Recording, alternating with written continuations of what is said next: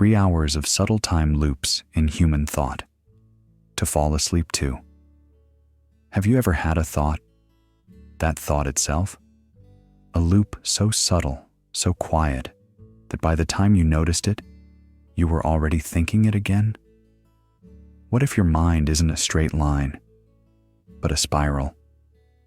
What if you've never truly had a thought, only relived them in softer and softer echoes? Tonight, we won't chase answers. We'll trace the gentle spirals of awareness itself, those loops that begin where they end and end where they never started. This isn't a lecture.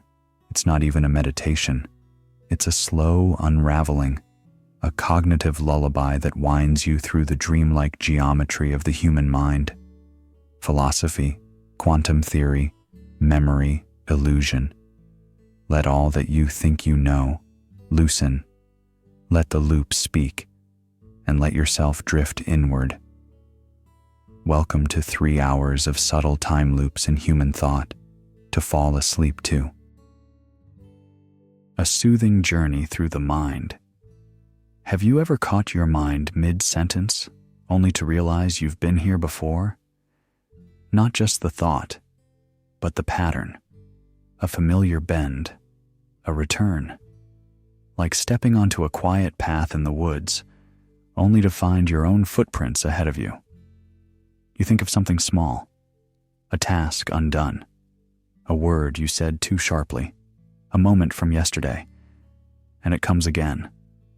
Not because it's urgent, but because it knows the way.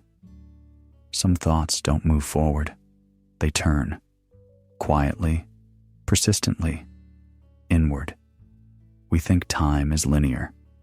Events march from beginning to end. But thoughts don't always obey that order. You remember remembering. You worry about having worried. You think about what it means to think too much. Hey, one voice says softly at a cafe counter. Didn't you just say that exact thing last week? Did I?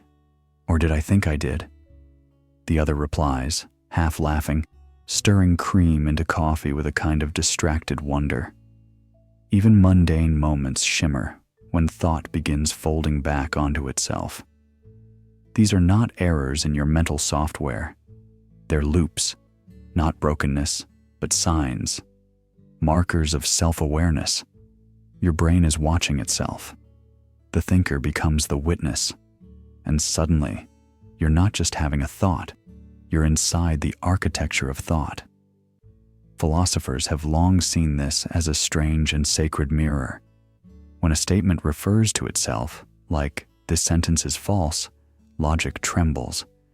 When you examine your own attention, consciousness seems to split. A feedback loop begins. In meditation, they call this meta-awareness. In dreams, it's the moment you realize you're dreaming. In science, it's recursion. In poetry, it's déjà vu wrapped in metaphor. But here's the gentle caution. The more you chase the origin of the loop, the more you risk forgetting why you began. It's like following a hallway of mirrors, each reflection slightly altered, each turn promising a final door, and yet, you arrive back at the start, a little older, a little softer, still circling. And maybe that's not a flaw. Maybe some truths are not linear. They spiral. Maybe some healing doesn't move forward, but deepens. Maybe the goal was never to solve the loop, but to listen to it until it sings something different. Even a child, hearing their own name in the dark, calls back to it, just to make sure it was real. Even we, in quiet hours, ask ourselves the same questions, not to answer them, but to keep ourselves company. So if, in this moment, you feel your thoughts circling, gently, quietly, know that you are not lost. You are just moving deeper, following an old pattern, a spiral staircase in the dark, each step familiar, yet somehow new. And if you drift away mid-thought, that's okay. Loops don't mind being unfinished. They'll wait. they'll return. Next, we enter the first of many, an ancient paradox that whispers something unsettling. What if time itself has been lying to you all along? The arrow that never lands. They sat on the porch that evening, watching the branches sway in slow arcs against a lavender sky. One of them broke the silence. Have you ever stared at a second ticking by and wondered, what actually moves? The other chuckled. You mean like when you freeze a moment in your mind and it feels like time's still happening, but nothing's moving? Exactly, like a paused video. If you take just that one frame, no blur, no direction, how does anything go anywhere? Zeno asked this question long ago, in a form that still disturbs physicists and philosophers alike. He imagined an arrow in flight, but caught it midair, holding it still in a single, razor-thin instant. Within that instant, the arrow isn't moving. It's just there, frozen. And if every moment of time is like that, pure stillness, then how from a million stills do we get motion? It seems like a childish riddle at first, but sit with it. If reality is made of indivisible slices of time, like the frames of a film reel, then movement itself becomes a magic trick. In each frame, the arrow doesn't budge. It simply is. Yet when we play the reel, motion appears. Not because any frame moves, but because the mind does. The real paradox isn't about arrows or flight. It's about our perception of continuity. If time is a series of frozen snapshots, then motion, the most basic rhythm of life, isn't in the world. It's in the stitching. It's how we remember what just was and expect what will be. Do you think we're like that too? One asked softly. Like what? Like moments, held still, but pretending we're in motion. They looked out again. The world didn't stop moving, but maybe, just maybe, it never truly started. Maybe motion is the soft illusion that keeps time breathing. The paradox leaves behind a strange stillness, not the kind that silences the world, but the kind that makes you feel everything is secretly paused, like reality is flipping its pages too quickly for you to see the gaps in between. So let the arrow remain in the air, not because it flies, but because it never truly landed. And as your breath slows, ask yourself, not what time is, but where motion hides between the beats of your heart. Now drift gently with that question, because coming up next, what happens when a mirror no longer shows you, but begins to reflect itself? The reflection that reflects itself. Have you ever caught your own gaze, not in a mirror, but in a moment? Noticing that you noticed? It's quiet at first, just a flicker of awareness, but then it folds, doubles back, watches itself, stand between two mirrors and peer inside. The space doesn't deepen, it replicates, reflection inside reflection, until the edges dissolve. And suddenly, it's not just vision, it's you, thinking about thinking, feeling your own thoughts like ripples echoing in water. This is cognitive recursion, the loop that begins the moment the mind looks at itself. A couple on a train once sat in silence, facing each other. She asked, "What are you thinking?" He said, "I was wondering what you thought I might be thinking." She smiled. "That's what I thought you'd say." That moment, light and passing, hides a centuries-old paradox, the loop of self-reference. It's not a flaw. It's a feature of consciousness, a mirror within the mind that reflects not just the world, but the act of seeing the world. We don't just feel. We feel that we are feeling. We don't just choose. We wonder whether we chose rightly. And then, we reflect on that wondering.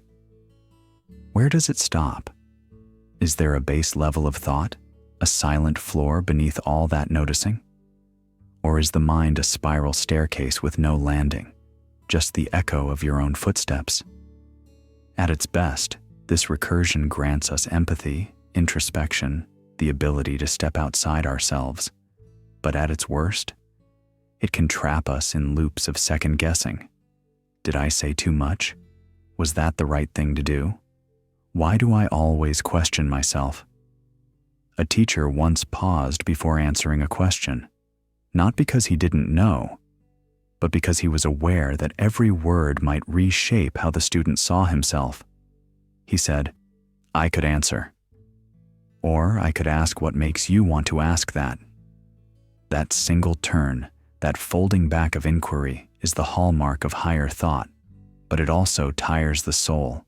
Too much reflection, and the clarity blurs. You see not the lake, but the lake seeing itself. Still, in the spiral, there's beauty. Awareness of awareness is what made the first story.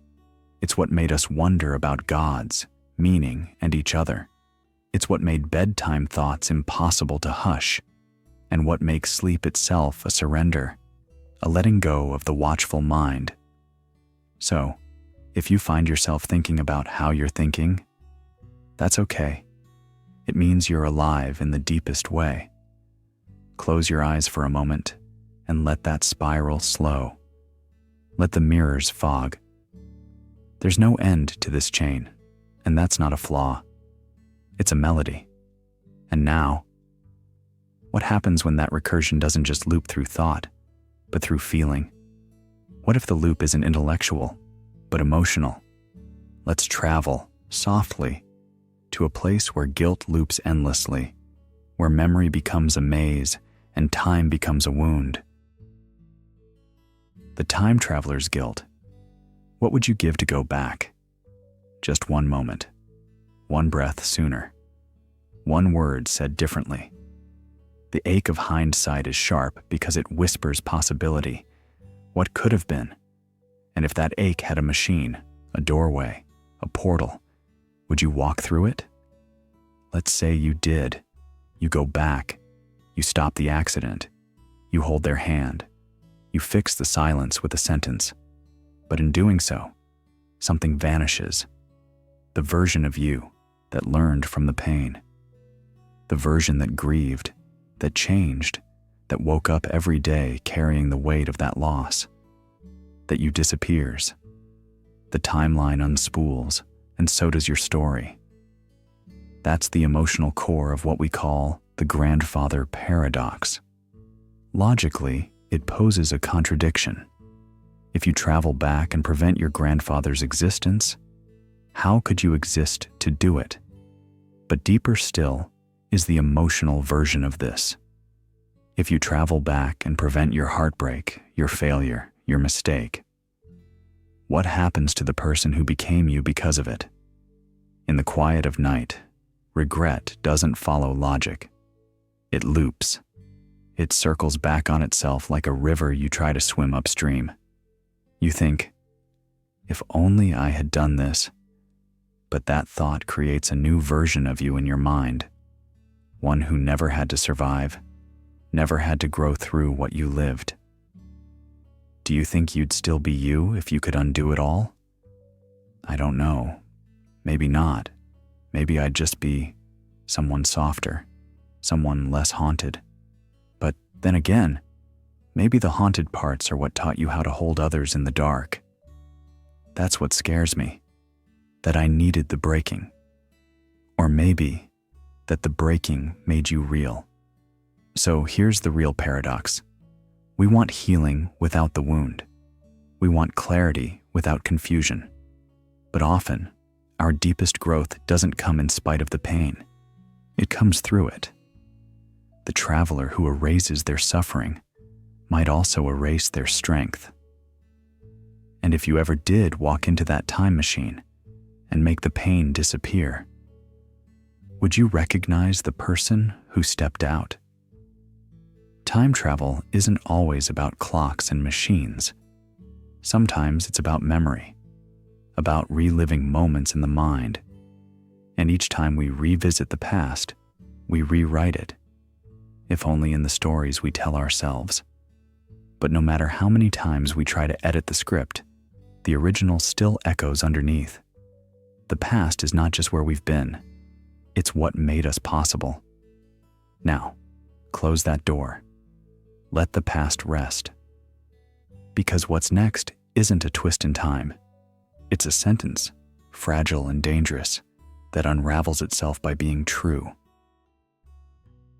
The sentence that cancels itself. You read the sentence, you try to hold it in your mind, and it slips. This sentence is false, simple, almost playful, but it doesn't sit still. It's like trying to stare at your own eye in a mirror that bends. You chase its meaning, and in doing so, it dissolves. If it's telling the truth, then it's lying. But if it's lying, then it must be telling the truth. So where does it land? It doesn't. It hovers, like breath before a word, like thought before belief. And maybe that's the point. Two friends stood outside a bookstore once. One asked, "Do you ever just say things you know you don't believe, but still need to hear out loud?" The other nodded, pulling their coat tighter. "All the time. It's how I make space to change my mind." The liar paradox doesn't just play games with logic, it softens the edge between certainty and contradiction. It shows us that truth, something we often imagine as solid, clean, final, is sometimes as unstable as a puddle in the wind. It forms, it reflects, then it shivers. Words were supposed to anchor us, but some words unravel themselves as soon as they appear. And in that unraveling, something almost beautiful happens. We see the seams. We see that language is not the truth itself, only our net cast toward it. Someone once whispered in a crowded cafe, "I don't believe in anything completely." Not even that. And their friend didn't argue. They just reached for the sugar, stirred their tea, and said, "Maybe that's the closest we get to honesty." These loops don't always look like paradoxes in daily life. Sometimes they show up in the way we say, "I'm fine," when we're not sure what we feel. Or in the way we tell ourselves, "I shouldn't need help," while reaching for it anyway. Tiny sentences that fight themselves in the silence between breaths. And yet, here we are, still speaking, still thinking, still trying. It's not a failure of logic. It's a reminder that life lives beyond logic, in the gray, the maybe, the soft middle ground. So if you feel uncertain, if your mind keeps flipping meanings back and forth like a coin in freefall, let it spin, let it rest, because even a sentence that cancels itself still leaves a trace, like footprints in melting snow, like music you only half remember. And as you drift, let the paradox dissolve into silence. Let language fold back into breath, because what comes next is the mind behind the words, the part of you that watches thought itself. Not a sentence, not a claim, just presence. The mind that watches itself. Think. It happens in quiet moments, brushing your teeth, waiting at a red light, staring at the ceiling in the dark. Suddenly, there's a strange echo. I'm thinking right now. And in that flicker, it's no longer just the thought that exists, but the awareness of it.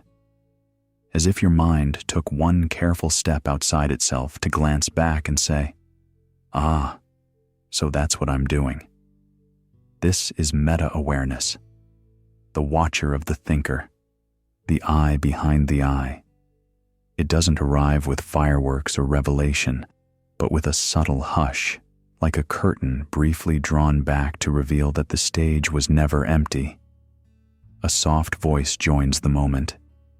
"Hey, do you ever feel like you're not just thinking, but watching yourself think?" "Yeah, it's like I'm two people, the one talking to myself and the one hearing it. That second voice, the listener, can feel like a friend or a phantom. Some find comfort in this witnessing presence, like meditation gently teaches. Rest in the one who observes. It helps quiet the chaos, to sit not in the swirl of thought, but a little behind it, where thoughts pass like clouds and you simply watch. But not everyone finds peace there. For some, it brings an eerie question. If I can notice my thoughts, then who exactly is noticing them? Where does the loop stop? If I watch myself and know I'm watching, then who watches the one who knows? The mind doubles back endlessly. And in that loop, privacy disappears. Not because others are listening, but because you are always there, never not watching. Even in dreams, something lingers. A part of you observing the dreamer, the self watching the self. The infinite hallway of mirrors, each reflection not quite the original, but not entirely separate either. It's a paradox of stillness. You are not your thoughts, but you are not separate from them. You are not just the narrator of your life, but also its audience. And every time you notice yourself noticing, you're already one layer deeper. So, which one is really me? Maybe the one asking the question. Let that thought settle. Let the witness grow quiet, not because it disappears, but because it has nothing left to prove.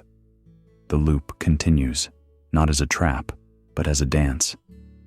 And now, gently, we turn from awareness to memory. But memory, too, has a secret. One that bends truth not just by what it forgets, but by what it creates. Let's step into a more tender paradox. The past. That was never quite real. The past that was never present. There's a peculiar kind of silence that follows a vivid memory, the kind that arrives uninvited, like an old friend who sits beside you at dusk and says nothing at all. You remember the scent of rain, the sound of laughter, the pattern on the curtains. And then it hits you. Did it really happen that way? Or did your mind lovingly invent the details just to keep the story warm? Two strangers sat beside each other in a late-night bus, heads gently nodding with the rhythm of the road. One leaned over, eyes still half closed, and whispered, "You ever recall something so clearly, it feels like you're inside it again?" The other smiled faintly. "Sometimes I wonder if I'm just remembering my last memory of it, not the thing itself." That's what this is. Memory softly looping. When we revisit the past, we don't access a preserved reel of film. We rewrite, we reshape. The past bends, not because it's fragile, but because it never had edges to begin with. Neurologists call this process reconsolidation. But to you, it might just feel like nostalgia dressing up in the fabric of dreams. You see, each time you think back to a moment, you add something new, your current self. Your feelings now become layers upon the feelings then. So what we call remembering might just be a quiet form of storytelling, one that we don't even know we're authoring. Isn't it strange? The more often you recall something, the more it slips away from how it once was, and yet it feels truer than ever, like a painting touched up so often that the original strokes are long buried, but the picture still feels like home. A barista once greeted a regular, "Hey, weren't you the one who spilled their coffee that morning in February?" She paused, laughed, and said, "I think I remember that. Or maybe I remember you telling me I did." Even our small talk hides deeper loops. A memory recalled aloud is shared, reshaped, reabsorbed, until no one is quite sure who it belonged to anymore. But does it matter? Maybe it never needed to be exact. Maybe the memory wasn't meant to be a record, but a mirror. This loop of memory is not malicious. It doesn't deceive out of spite. It simply reflects who we are in the moment we recall. And because we change, so too must the past we carry. It isn't betrayal, it's evolution. And so, maybe the past was never truly there as we thought. Maybe it only lives through the act of returning to it, each visit changing the soil a little, like footsteps on a quiet beach at night. You were there, then, now in a different way each time. So if tonight, as your mind begins to soften, a memory arises, let it arrive gently. Don't hold it to the fire for truth. Just let it be a companion for a while. Let it shift if it wants to. Let it hum its familiar, changing tune. Now rest with that thought. No need to untangle it. Let it blur. Let it breathe. We're drifting now, into a quieter loop, one that forms before awareness even catches it. The space where thoughts haven't yet learned to name themselves. Close your eyes a little deeper. The next step isn't forward, it's inward. The dream that loops before sleep. It always begins with a subtle fade. You're still aware, but the edges of thought lose their grip. A sentence begins in your head and dissolves before it ends. You meant to turn off the light, but you're not sure if you already did. The boundary between thinking and dreaming softens, and your inner world stretches like warm taffy in slow motion. This liminal space is known as the hypnagogic state, a moment suspended between wakefulness and sleep where the mind drifts, untethered from rules. In this in-between, your senses fire without input. A voice calls your name. A flash of color spills across the dark. You feel a sudden jolt, as if falling through a hole in your mattress, and yet your body never moved. Did I just hear something? I thought you were asleep already. No, I think I was dreaming with my eyes open. That kind of dream, the one before sleep truly begins, isn't just fantasy. It's something stranger. Your brain, freed from the strict narrative chains of daytime logic, starts forming loops. Thoughts appear, not to be judged or acted on, but simply to be felt. Fragments of memory intermingle with imaginary symbols. An image of a hallway becomes a spiral. A number turns into a melody. A face flickers, uninvited, and then disappears without context. Scientists call it a transitional phase. Mystics call it a veil. Either way, it's a place where thought becomes fluid and unstructured, where the mind, like a painter in a dream, smears reality until colors become meaning and patterns arise where none were planned. It is both chaos and structure, noise and signal, resting gently in the same breath. One neuroscientific view suggests this is the mind's way of rebooting, compressing the day's signals into something quieter, more associative. Another view, older and deeper, sees it as the soul preparing to step outside the ego, floating at the doorstep of deeper truths we can only glimpse when we forget who we are.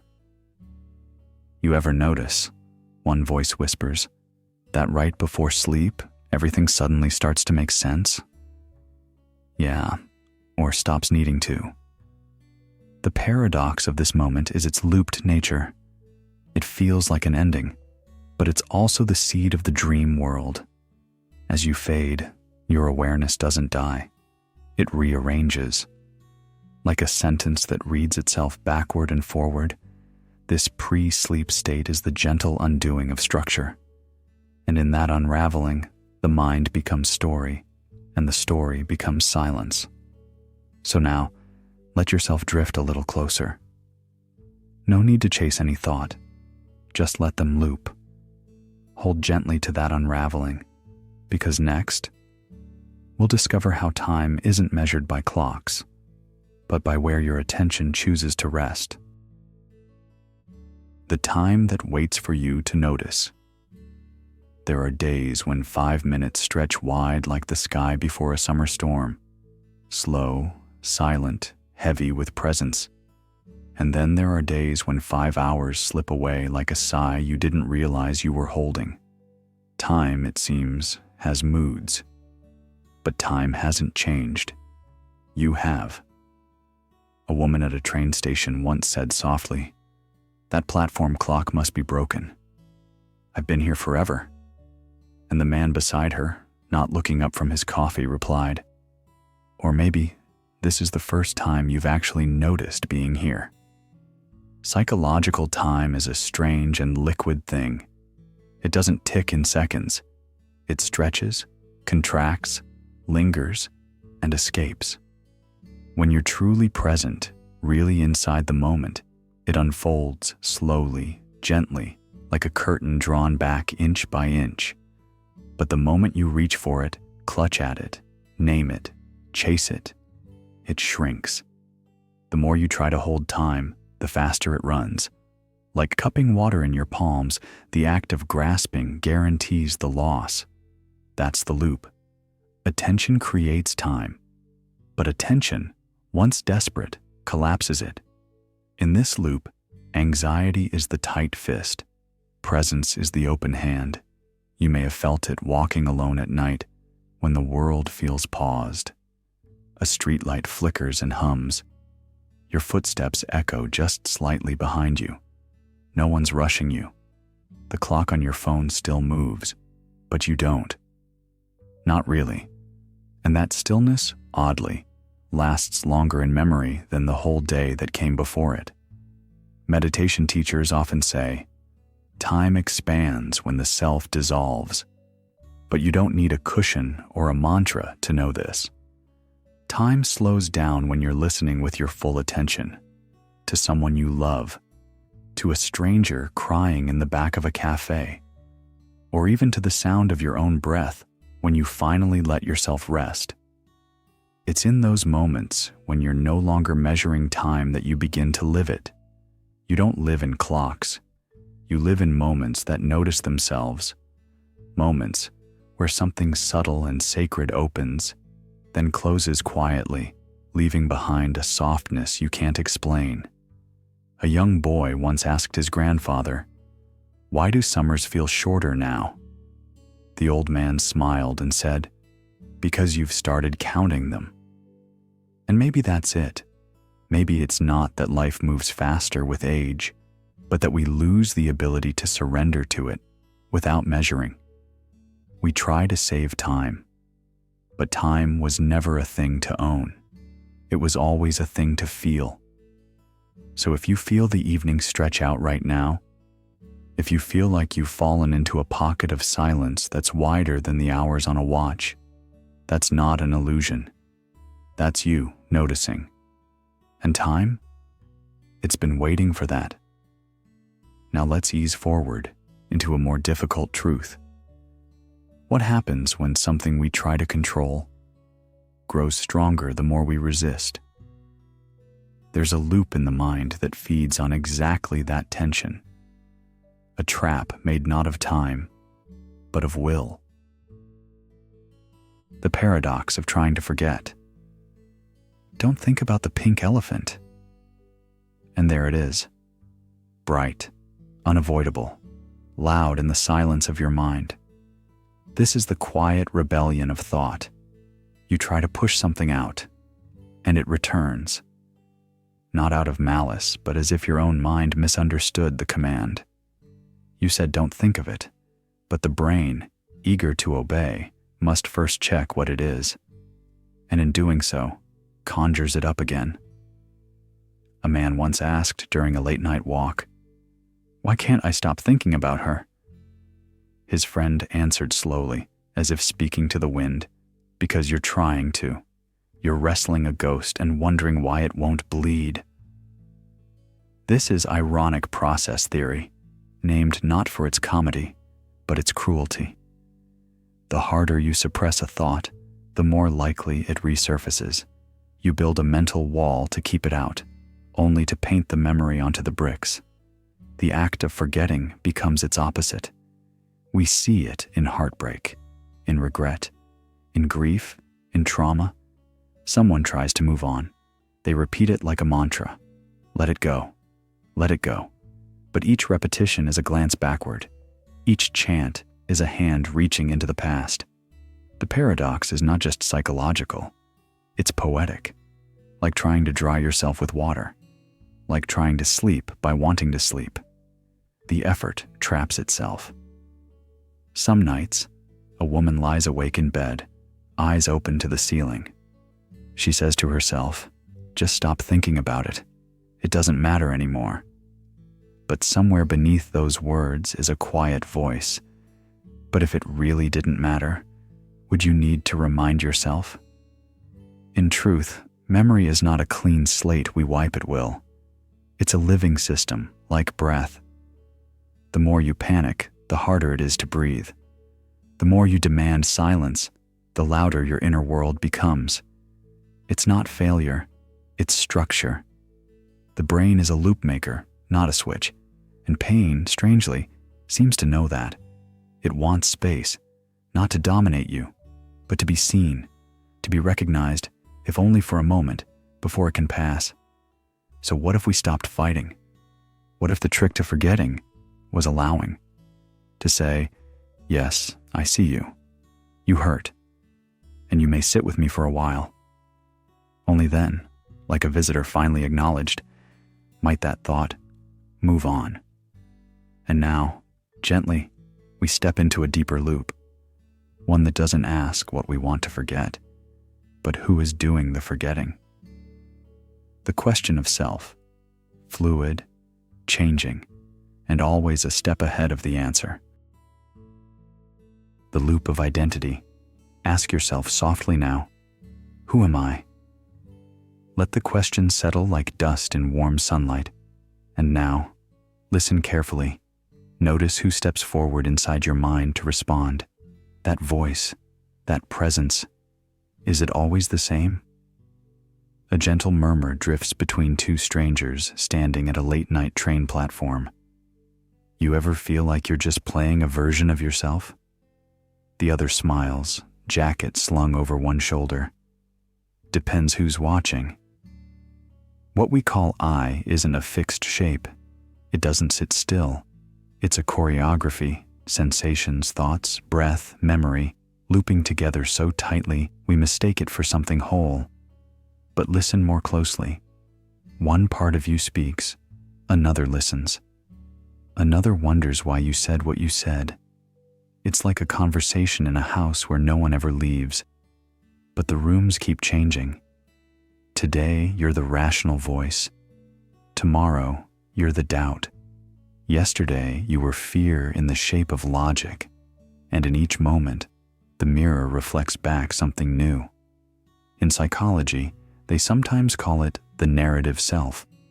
But calling it a story doesn't mean it's fiction. It means it moves. Every time you remember something, it reshapes just slightly. Like walking through fog and noticing your footprints behind you. Change shape as the mist rearranges. A girl on the bus glances at her reflection in the window. Not to fix her hair, just to check if she still feels like the same person who got on. And maybe you've felt it too. That subtle shift when you're alone with your thoughts, and suddenly your internal monologue sounds like someone else. Maybe a parent. Maybe a younger you. Maybe the version of you thought you'd outgrow. Identity is not a statue. It's a song played differently every time. It loops, but not in a circle, more like a spiral. Same shape, new height. And in this spiral, the person who started this video has already been replaced. Thoughts have softened, muscles have relaxed, breath has grown slower. So, who are you now? A cashier hands back change and says kindly, "Funny how a good night's sleep can make you feel like a different person." And maybe that's the point. You are always changing, but always changing you. You are the loop that convinces itself it's a line, the flame that stays lit, even as the wax melts. Let that thought be enough. Let it wrap around you gently. No need to chase the answer. The loop is the answer. And now, let's leave this shifting mirror behind, because next, we'll visit something even stranger, a clock with no beginning. And yet, somehow, it ticks. The clock with no beginning. Tick, tick, tick. We've heard that sound all our lives, haven't we? The soft pulse of passing moments. But have you ever paused, not just to hear it, but to ask when it all began? What was the first tick, and what came before that? The question on its surface seems simple, but pull gently on its thread, and you unravel something ancient, something unsettling. If every second must come from a second before it, and every cause must follow a cause, then what started the sequence? Can there be a first moment? Or are we standing on a spiral staircase with no bottom, only the illusion of steps? In both philosophy and physics, this puzzle cuts deep. Aristotle wondered if time could begin without motion. Augustine wrestled with the idea that God created time itself. And today, physicists debate whether the Big Bang was a beginning or merely a beat in a much older rhythm. Some models, like the eternal inflation theory or the cyclical universe, suggest time didn't begin at all. It curved, it pulsed, it reset, not a line from point A to B, but a loop, a breath. Inhale, exhale, repeat. Two friends sit on a porch at night. One asks, "Do you think there was ever a first day?" The other chuckles, "I can't even remember yesterday properly. How would I know the first one?" They laugh softly. Then, silence. The crickets fill the space between them. Tick, tick, tick. You see, there's something beautiful in this mystery. Maybe we're not passengers inside time. Maybe we are time, folded into thought and body. When you remember something, when you worry, when you hope, that's time becoming aware of itself. You are not watching the clock. You are the clock. Your heartbeat is its second hand. Your breath, the rhythm, and the mind, the observer watching it unfold. So what if the clock never started ticking? What if it was always ticking, long before matter, before galaxies, before thought? And what if it never needed a start at all, because beginnings are just a trick of our perception, an edge we paint onto the vast canvas of the eternal?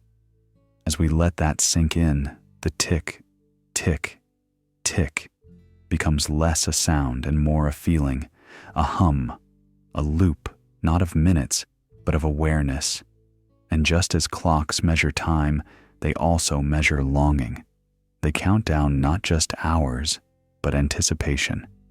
They remind us of something waiting, something missing. Let's now turn to a different kind of loop, one that doesn't tick with seconds, but beats with emotion, a feeling that feeds itself. The emotion that feeds itself. There's a quiet moment, so small it almost escapes notice, when you feel the flicker of a feeling, and then feel yourself feeling it. You weren't just nervous about tomorrow. You became nervous about being nervous. And then, like a hall of mirrors, the emotion echoed, feeding on its own reflection. Two friends pass each other on a staircase. "You okay?" "Yeah, I just don't want to spiral again." Maybe spiraling is just walking in circles until we sit down. This is emotional recursion, the loop that doesn't travel through hours, but through sensations. Anxiety looping not through facts, but through anticipation of itself. Grief that becomes heavier when you try to carry it away. It's like trying to hold still water in cupped hands. The tighter you grip, the more it spills. It's not irrational. It's not broken. It's just how some feelings behave. Fear fears itself. Sadness resists its own weight. And even joy, if clung to too tightly, can loop into fear of loss. You may have felt this in the checkout line, heart racing for no real reason, or just before bed, when the lights go off and the mind switches on, and someone says, "It's probably nothing," and you nod, but you don't feel that way, because nothing still feels like something. We think breaking the loop means running from it, but loops don't end through escape. Sometimes they loosen when we stop pulling. When the hand that clenches softens, a breath in, a pause. The moment you stop needing the feeling to stop, that's when it begins to dissolve. Acceptance doesn't mean liking what you feel. It means no longer fueling it with the fear of its return. You don't fix the loop.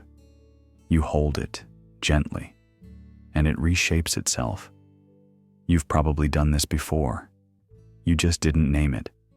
The time you sat still with a sadness until it melted into something quieter. Or when laughter came, not because the situation was funny, but because you finally let go. 2 people in a coffee shop once shared this. "I don't know why I feel this way." You don't have to know. Just don't fight it so hard tonight. Feelings don't always follow logic. Some arrive like waves, others like whirlpools. And some are loops made of light and shadow, spinning inside the heart. So tonight, if something stirs within you, don't rush to define it. Let it pass through you, like wind through open windows, because the gentlest loops, the ones we meet without resistance, are often the ones that release us. And now, let's walk from the echo of emotion into something even stranger. A loop that lives in the very nature of what we see, where the act of looking changes what is looked at. The observer who alters time. You stare at a flicker on the edge of your awareness, a thought, a particle, a breath. And in that simple act of noticing, the thing itself changes, subtly, profoundly. In the silence of quantum space, there is no stage untouched by the audience. At the smallest scales of existence, matter doesn't behave like matter should. Electrons don't have positions until measured. Light chooses a path not before, but because it's seen. This is the observer effect, not a poetic metaphor, but a physics principle. The observer and the observed are not separate. The world isn't waiting to be discovered. It's being written as we look. 2 friends sit on a bench at dusk, watching raindrops gather on the edge of a leaf. "You know," says the first, "I read somewhere that particles act different when we watch them." The second chuckles. "Like shy kids on a stage?" "No," the first replies. "More like, they don't exist as one thing until we choose how to see them." They both fall silent. The leaf trembles, the drop falls, and the conversation stays behind in the mist. At the heart of this strange dance lies a deeper question. What is time if it bends to our gaze? If merely looking at a moment shapes the moment, then isn't reality something we co-author? Some physicists propose that consciousness may not simply witness the universe, but participate in constructing it. That without awareness, potential remains unrealized. That observation collapses possibility into event. Think of it. The world is not a fixed reel spinning on its own. It's more like a scroll unrolling only when read, line by line, detail by detail, in synchrony with attention. And perhaps that scroll isn't written in ink, but in intention. This doesn't mean we invent reality, but it suggests we might entangle with it. Your presence, your perception, These could be part of the algorithm by which existence unfolds. A loop where the observer gives the world its shape, and in return, the world sculpts the observer. Do you think, the second voice asks again, that if no one looked, time would still move? The first smiles. Maybe time doesn't move at all. Maybe we're just the ones doing the moving. So here we are. Each thought you notice, each breath you trace, is another act of quiet creation. As your eyes soften and your focus dissolves, remember, even rest is part of the loop. Even sleep changes the dream. But before we drift, let's entertain a curious twist. If observation shapes what comes next, what if, sometimes, it also shapes what came before? Let's now enter a stranger rhythm, where the effect might just come before the cause. Number 15. The cause that follows its effect.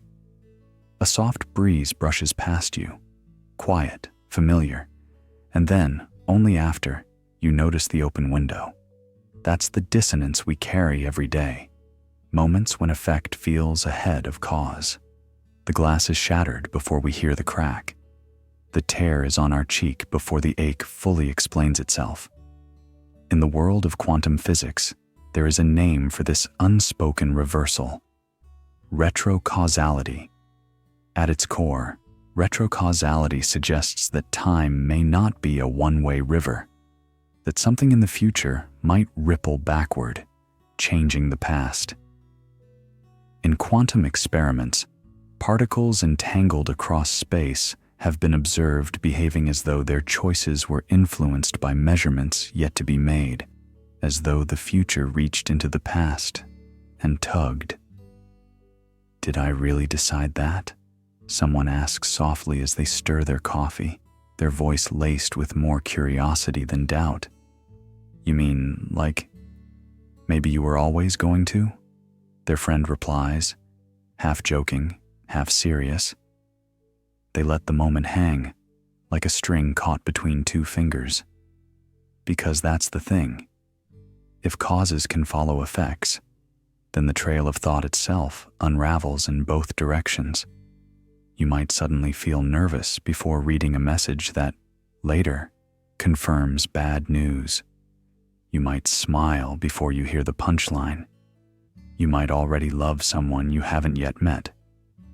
We call these coincidences, but they settle oddly in the soul.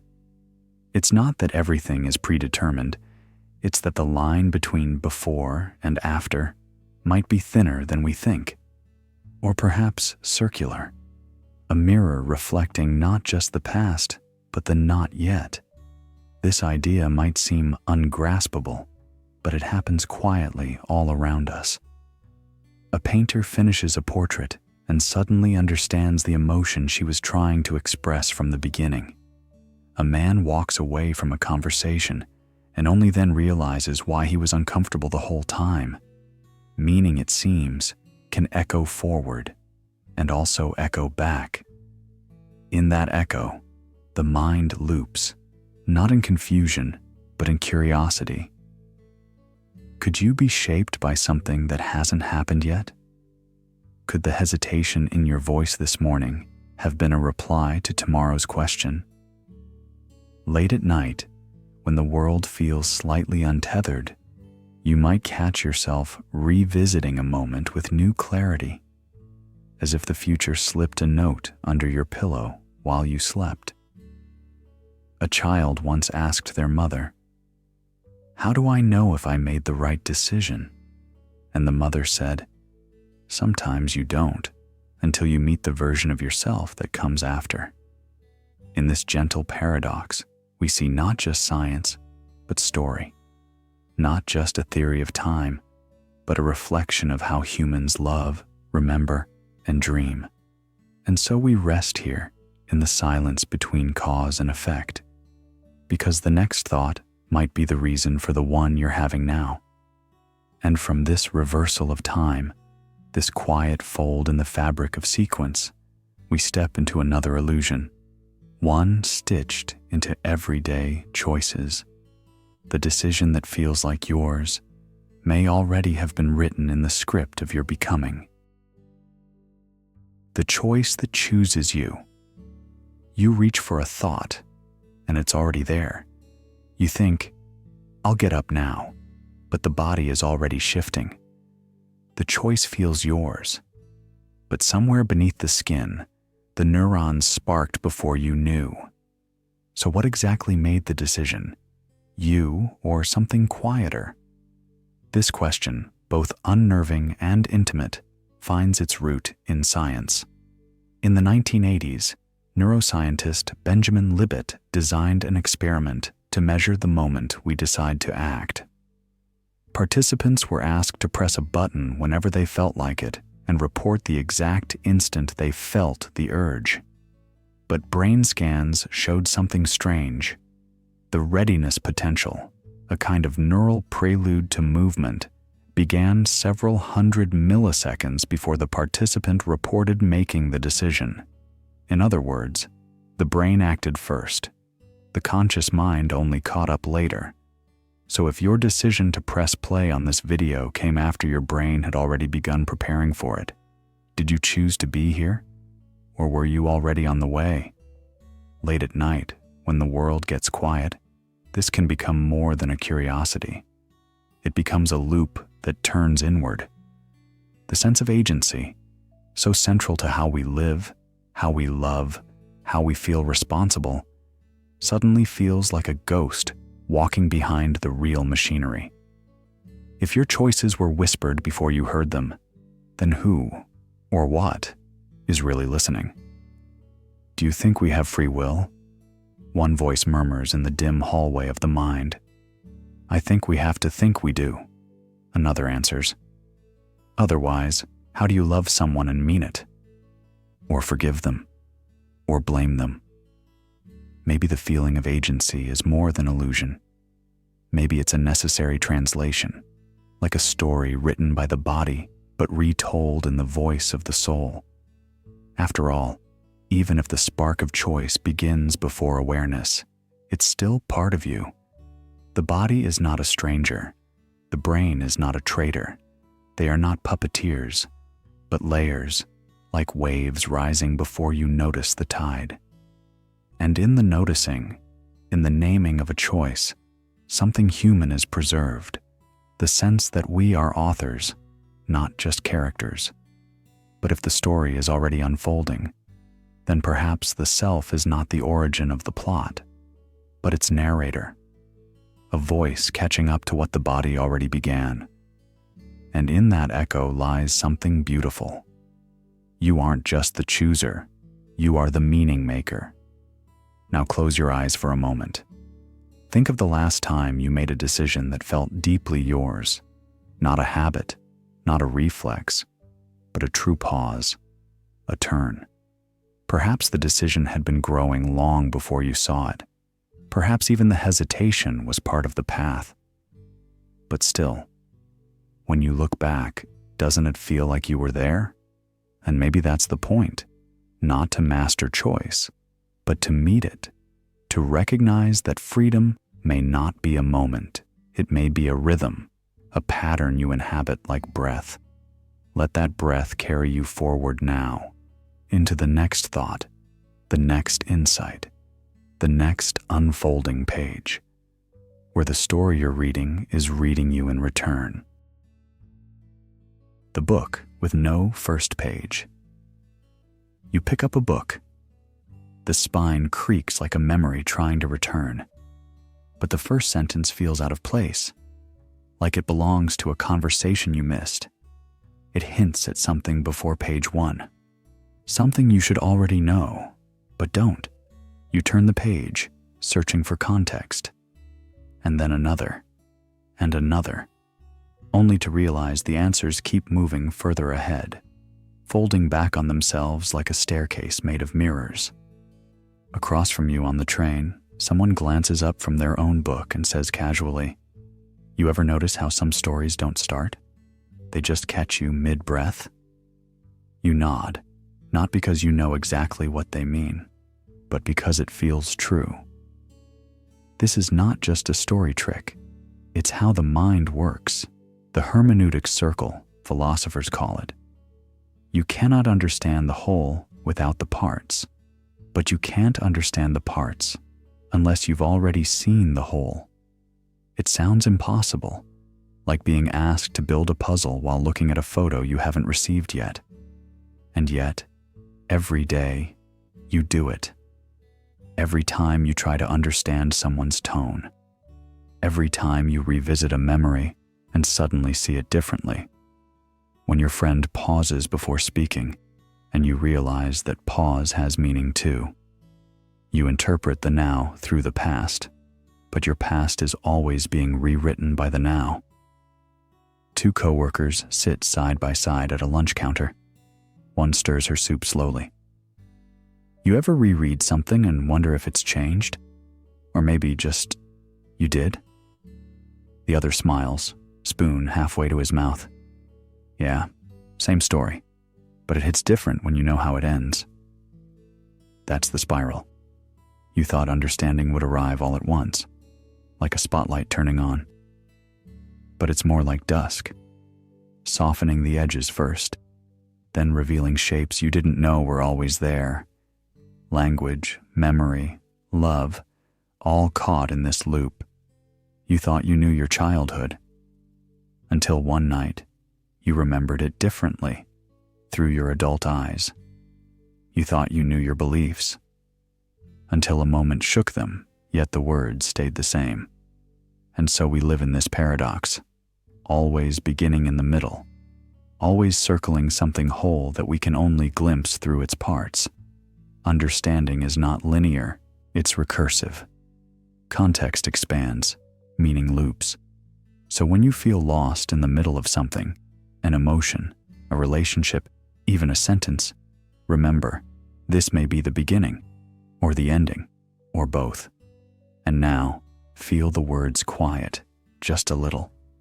Because even language isn't the final narrator. There's another voice, the one inside you, that speaks without speaking. The one that watches your thoughts form. The one that's been with you since the beginning, whenever that was. The voice.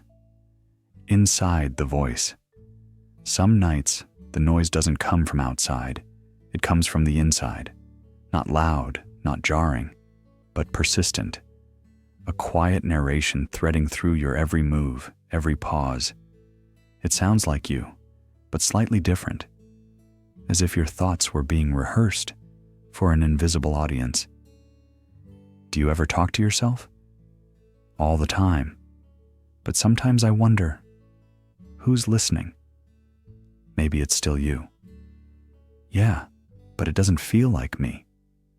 That internal monologue, the familiar companion of solitude, isn't just you thinking.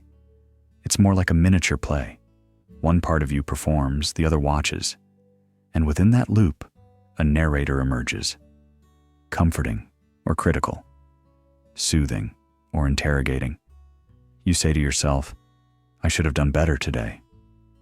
Then another voice chimes in. Why do you always feel like that?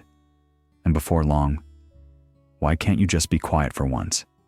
This is the recursion of identity. Thought responding to thought. A voice judging a voice that judged. And in this spiral, what felt like clarity begins to distort. The stable I you assumed was speaking may just be a shifting center of attention, flickering between parts. You become both actor and audience, speaker and skeptic, story and storyteller. It's not always harmful. Sometimes this loop builds strength, like a sculptor refining marble through conversation with the stone. Reflection can deepen character. Self-talk can foster wisdom. But when the loop spins too fast, it doesn't polish, it grinds. The voice becomes a courtroom. Every thought is cross-examined. Rumination sets in. Anxiety grows roots. You lie in bed. You rerun a moment from earlier. Did you sound strange when you said that? Did they notice? Then you ask yourself why it matters. Then you criticize yourself for caring. And now sleep feels far away, And the night isn't quiet anymore, not because of traffic or clocks or wind, but because of that relentless internal discourse. Yet the same mechanism that makes you spiral can also bring you back. The voice doesn't need to shout. It can whisper. It can offer compassion instead of critique. It can say, it's okay not to know. It's okay to rest. And that gentleness, repeated, trusted, starts to rewrite the loop. Do you ever hear a thought that feels older than you? Yeah, like it didn't come from me at all. Maybe it came through you, not from you. Because sometimes the voice inside isn't just inner commentary. Sometimes it's the echo of something larger, language shaped by memory, by others, by time, a whisper that, rather than describing who you are, is still in the process of writing you into being. And that is where we go next, into the possibility that your thoughts are not just reflections, but invitations, from the world to the world, through you. The story that writes the author. There's a strange comfort in routine, even when it hurts. The same thoughts, the same roles, the same invisible script you didn't know you were following. And somehow, it's been writing you. Autopoiesis. It's a term from biology, but it spills into psychology like ink across a letter. A self-producing system. A loop that keeps generating itself, not just keeping itself alive, but defining what it is by what it continues to create. One person says softly, almost in passing, I always find myself sabotaging good things. And the other replies, not unkindly, so you must be very consistent at it. That's a kind of talent too. The smile they share isn't judgment, it's recognition. Because we all do it. You believe something long enough, and it becomes easier to notice the things that prove it. You feel anxious, so you avoid the call. You avoid the call and someone else pulls away. They pull away. And now your story, people always leave me, is not a theory. It's a loop. But it's not proof. It's rehearsal, reinforcement. And like a character who believes they're cursed, you start bending to the shape of that belief. Until even kindness feels suspicious. Even quiet moments feel loaded. And even your own voice doesn't sound like yours anymore. It sounds like the story talking. A friend once whispered during a train ride, I used to say I was bad at love. Then I realized I was just copying my old chapters. The beauty and the burden is that the author and the protagonist are the same. You say you're resilient, and your body tightens into strength. You say you're broken, and your breath adjusts to make it true. You say you're unlucky, and your eyes learn to spot the cracks instead of the light. The story you believe doesn't wait to be proven. It acts like gravity. It doesn't argue. It simply pulls. And over time, it builds the very self you thought was built from fact. But what if identity is just a novel you forgot you were writing? What if memory is a narrator that skips whole pages, fills in the gaps, and calls it truth? Tonight, maybe you can put the pen down. Not to erase, but to rest. Not every story has to be told to continue. Some only need to be heard by the one who's lived it. And maybe, in the hush that follows, a new voice forms. Gentler, quieter, less eager to conclude. A story that doesn't rush to name you, only to know you.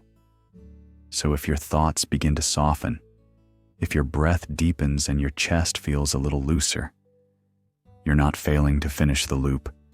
You're stepping outside of it. And as we drift gently onward, let's leave behind even the story. Let's walk barefoot into the silence beneath it, toward a presence you've always sensed, but never quite turned to face, like a door, always behind you, just waiting to be noticed. The door that's always behind you, there's a strange heaviness that sometimes follows you. Not the weight of the world, but of something you forgot to carry. It isn't urgent, but it hums, like footsteps that stop when you turn around.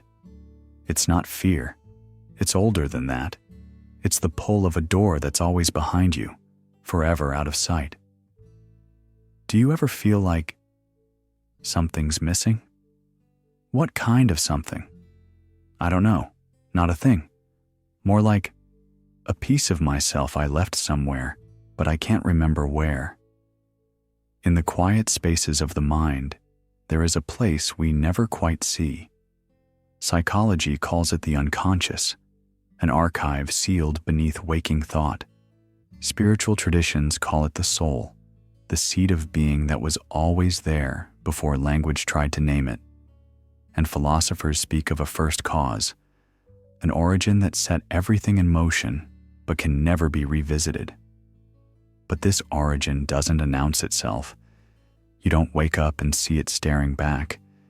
You feel it only in absence, like remembering a dream you never had, or missing someone who was never real, but still, somehow, yours. The loop begins the moment you begin to search, because searching presumes it's ahead, that the answer lies further down the path. But the door is behind you, not in time, but in attention, not in logic, but in longing. It's why nostalgia feels holy, why old songs feel like prayers, why déjà vu carries the scent of a memory you didn't make. This isn't about the past. It's about the sensation of having once been whole, and now fractured, not by damage, but by distance. What if that feeling is the only clue we get? Then maybe it's not meant to be found. Maybe it's meant to be followed. And so, life becomes a search for something nameless, a scent caught in the air of childhood, a place you've never seen, but ache to return to. You chase forward to reclaim what was left behind. That's the loop. A longing for reunion with a self that never quite left, but was never quite seen. You think you walked through a door, but you didn't. The door walked through you, and in that realization, something softens. You don't need to turn around anymore. The presence is still there, not as a threat, but as the silent witness to everything you've become. Now, we turn from the forgotten to the familiar, from mystery to maps. Because next, we ask, what happens when the map we draw of reality begins to replace the world itself? When the representation becomes the real? The map that becomes the territory. You know the moment. You're holding your phone, scrolling past images of places you've never touched, yet somehow they feel familiar. A city you've never been to, a face you've never seen, but your mind fills in the warmth, the sound, the story, as if knowing about something could replace knowing it. In quiet hours, this becomes more than habit. It becomes a trance. We swap the richness of now for outlines, like reading the recipe and forgetting to taste the soup. Symbols are meant to point, but they start to pretend. At first, it helps. A name steadies a feeling, a plan soothes the unknown. But slowly, the plan becomes the place. Baudrillard called it the map replacing the territory. A simulation so detailed, it devours the real. You stop seeing the mountain and only see the filter. The hike becomes a caption. The friend becomes a profile. And love, somehow, becomes a playlist of curated moments instead of a raw, trembling presence. Two people sit in a cafe. One stares at their phone. The other asks gently, "Do you even remember what this coffee tastes like?" The first smiles, slightly embarrassed. "I was just reading a review of this place." "But you're here," the other says. "You made it. Isn't that enough?" That's the loop. We trade real for remembered, remembered for represented, represented for reduced, like breathing in the scent of a flower on paper instead of bending down to touch its living petals. Even memory itself gets copied. You remember the photo, not the day, the version you told, not the feeling you had. The symbol sticks, the soul, it slips. A child once asked his grandmother, "What was it like before the internet?" She paused, then smiled softly. "It was quieter," she said, "but you heard more." There's a temptation, always, to narrate rather than notice, to describe instead of dwell. But the world still waits behind the glass, the rustle of wind, the unevenness of your breath, the glance that doesn't fit inside any algorithm. You are not a brand. You are not a story. You are not your calendar or your caption. You're a pulse, a pause, a presence too large for any map. So tonight, as the light dims and words grow softer, let this be your permission to let go of the model. Let the symbol melt. Let silence speak what pictures never could. And maybe, just maybe, if you listen close enough, you'll hear a memory stir. One you didn't know you carried. Not quite yours. Not quite now. But deeply, impossibly, true. Coming next, the feeling you forgot you remembered. The feeling you forgot. You remembered. There are moments, soft, almost imperceptible, when something passes through you. A fragment of scent, the texture of evening light on the floor, a chord from a song you weren't listening to. And suddenly, your breath catches. You don't know why. You feel something swelling from within, unannounced, uninvited, and strangely familiar. Not quite nostalgia, not quite recognition, just a feeling you forgot you remembered. This is where memory slips out of the mind and into the body. Cryptomnesia, embodied recollection. You're not accessing a scene or a date or a face. You're accessing a temperature, a tension, the slight ache in your shoulders that arrives with a lullaby you didn't know you knew, a whisper of comfort or of fear that never made it into language. These memories don't wear names. They live in tone, in posture, in breath. Long before the story, there was the feeling. And sometimes that feeling lingers, disconnected from its source. You sit quietly in a room and suddenly you are 6 years old again without knowing why. Not in thought, but in sensation. Your body braces or softens. The emotion comes first, and only later does your mind scramble to explain. But there's no explanation to find, no narrative to chase, just that silent familiarity blooming like a bruise under the skin. Have you ever smelled something? One voice asks, and felt your whole day shift? Like walking past a bakery and suddenly you're home. Even if it's not your home, the other answers, yeah. Or like the scent of pine. I never lived in a forest, but when I smell it, I ache for something. I don't even know what. Maybe your body remembers a story your brain never told. These loops are not logical. They don't follow time. They curve through you, echoing before and beyond memory, a scent that belongs to your grandmother's hallway, but you were too young to remember the hallway itself. A rhythm from a nursery rhyme that never appears in your conscious archive, but lives in how your heart skips when you hear it. What if memory is not a library but a weather system, shifting, circular, invisible, and deeply felt? In this way, identity becomes not a timeline, but a climate. We are shaped not only by what we know, but by what we forgot we once felt. These emotional imprints, the ones too subtle for language, still ripple through how we speak, love, fear, and dream. They are the background music of our decisions, the quiet drivers of our reactions, the mood behind the mask, and perhaps this is why memory feels so haunting, because some of it isn't memory at all. It's a presence, a charge, a resonance in the nervous system that never quite became a thought, and so it never quite left. Now, if memory can echo through the present in this hidden, non-linear way, could the future do the same? Could something ahead of you already be tugging at your spine, just as something behind you once did?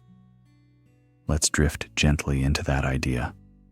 Time not as a line, but as a tide, where both the past and future hum beneath the skin, and every moment is a quiet convergence of what you forgot and what you haven't yet remembered. The future that echoes back.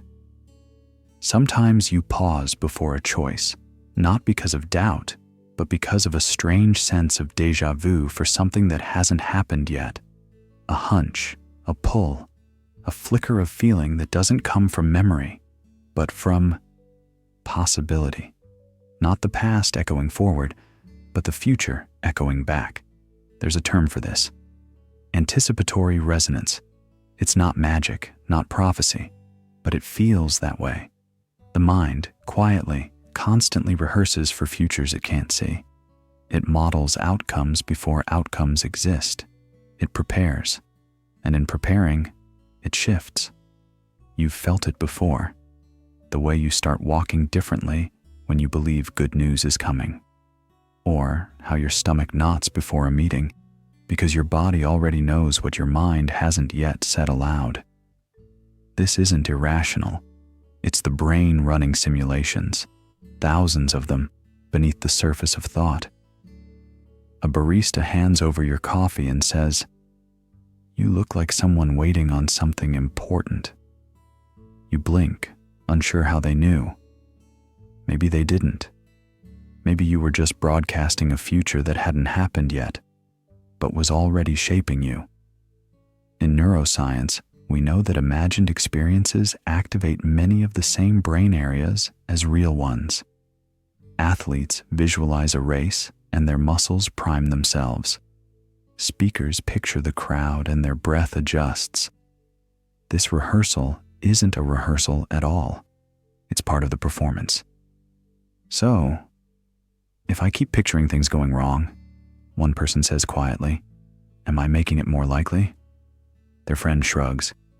"I don't know, but when I expect kindness, I seem to find it more often." They both laugh, and neither claims to have the answer. But the question stays in the room.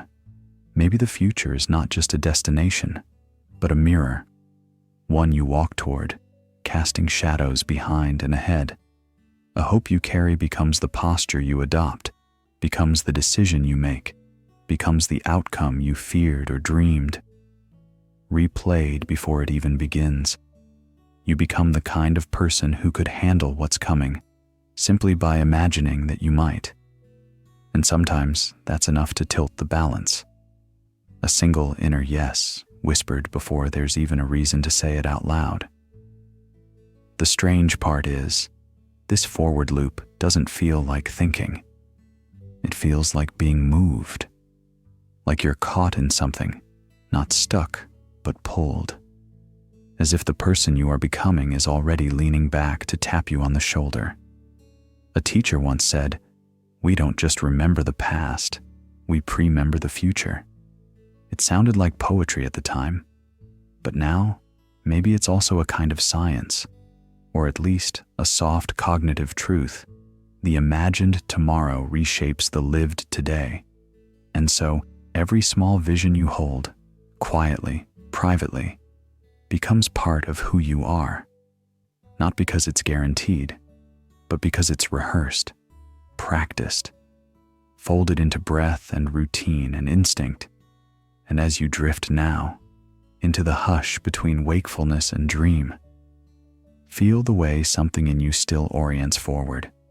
A compass still humming, not demanding, not urgent, just tuned and waiting. Because even in sleep, Some part of you is listening. Some part is watching. Let's stay with that thought, the one that lingers, the watcher within, quiet, but never quite gone. The observer that never slept. There is a presence that never quite leaves you. Even as your eyes close and breath slows, and the world of waking thought unravels into fragments of dream, somewhere inside, a small light stays lit. You may drift deep into REM, forget your name, become someone else in some imagined place, and still a part of you knows, not loudly, not logically, but softly, almost like a hum beneath the silence. You are dreaming. This presence has no voice, no shape, and yet you feel it, the awareness behind the awareness. A quiet observer perched at the edge of sleep's vast ocean, watching the tides of memory, fantasy, and feeling swell and fade. In neuroscience, they don't quite have a name for it. In meditation traditions, it's called the witness. In life, it's what wakes a mother the moment her child stirs, what alerts you in a hotel room to a sound that shouldn't be there. It is the part of you that never fully goes dark. Have you ever noticed, he asked her one evening, as they lay beneath a whispering fan, that you know you're dreaming, even when it's wild? She turned toward him. Yeah, it's like I'm both in it and outside it at once. I don't think about it, but I sense it. Exactly, he said, like someone's watching from just behind your eyes, but it's still you. This is the paradox. Sleep, the state we associate with surrender, is not true unconsciousness. It's a layered descent. You don't fall like a rock. You spiral, gently, through layers of awareness. The ego might dim, but the mind's deeper currents keep flowing.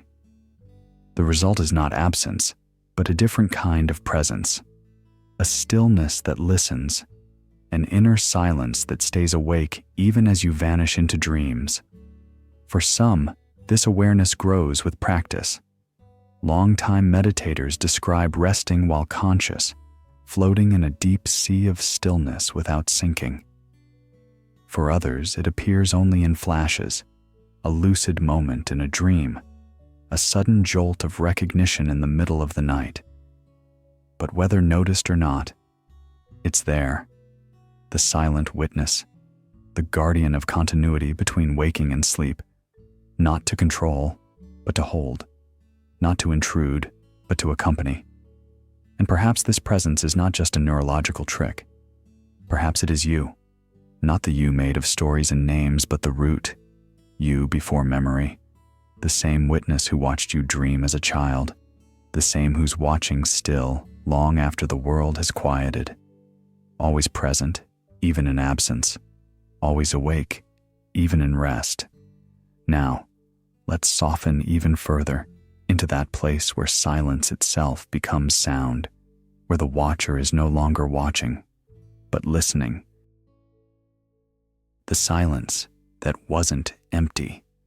There are moments when you stop speaking and the world doesn't go quiet. It leans in.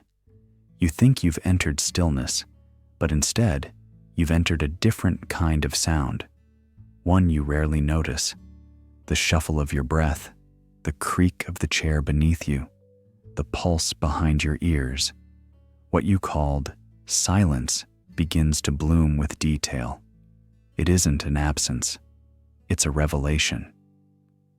Back in 1952, composer John Cage walked onto a stage and asked the audience to listen to a piece that had no notes, 4 minutes and 33 seconds of nothing. But as the time passed, people heard everything. A nervous cough in the back row, the scratch of a wool coat, the sudden recognition of the rain tapping on the roof. It turned out that silence was just a frame, and inside it lived a hidden orchestra. 2 people sit in a library. One whispers, "It's too quiet in here." The other replies, without lifting their gaze, Or maybe we're just loud enough to notice it. That's the paradox of silence. It invites you in not with emptiness, but with depth. When your mind stops reaching, things you never meant to hear rise to the surface, the faint trace of a forgotten tune in your memory, a stray emotion that doesn't belong to the moment, and beneath it all, the soft hum of being. Silence is not where thought ends, it's where presence begins. This is the loop that hides beneath awareness. You enter it every time you listen fully, when there's no music, no speech, no direction, just the raw, unsorted soundscape of life itself. It teaches your attention to let go of aiming. It untangles the grip of anticipation. And in doing so, it amplifies everything else. Because when you stop expecting, you start receiving. Some people say they can't stand silence, but often, what they really can't stand is what begins to speak through it. The memory of something left unsaid, the emotional residue of a moment passed too quickly, or perhaps the gentle ache of being alive and not knowing exactly what to do with that. Even the smallest pause, between words, between steps, can hold more than we expect. It's like a pocket of time folding open, not an empty gap, but a gentle invitation to slow, to feel, to simply be. A barista once stood behind the counter and said to no one in particular, "That silence when the espresso finishes pulling? That's my favorite part of the morning." And somehow, you understood exactly what she meant. This segment is not meant to be filled. It's meant to settle. Let it echo a little. Let it stretch. If your thoughts drift, that's okay. That's part of the music. In a world tuned so tightly to noise, maybe rest sounds like forgetting what you were supposed to hear and hearing what's been with you all along. And now, we come to a new kind of paradox. One that doesn't unfold with time, but unravels it.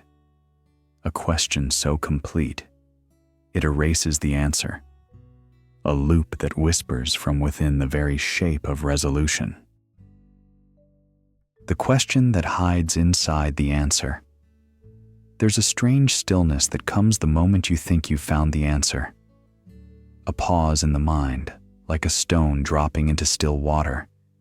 Relief tries to settle in, but then, beneath that relief, a new ripple, a quiet dissonance, because somewhere in the answer, a new question stirs.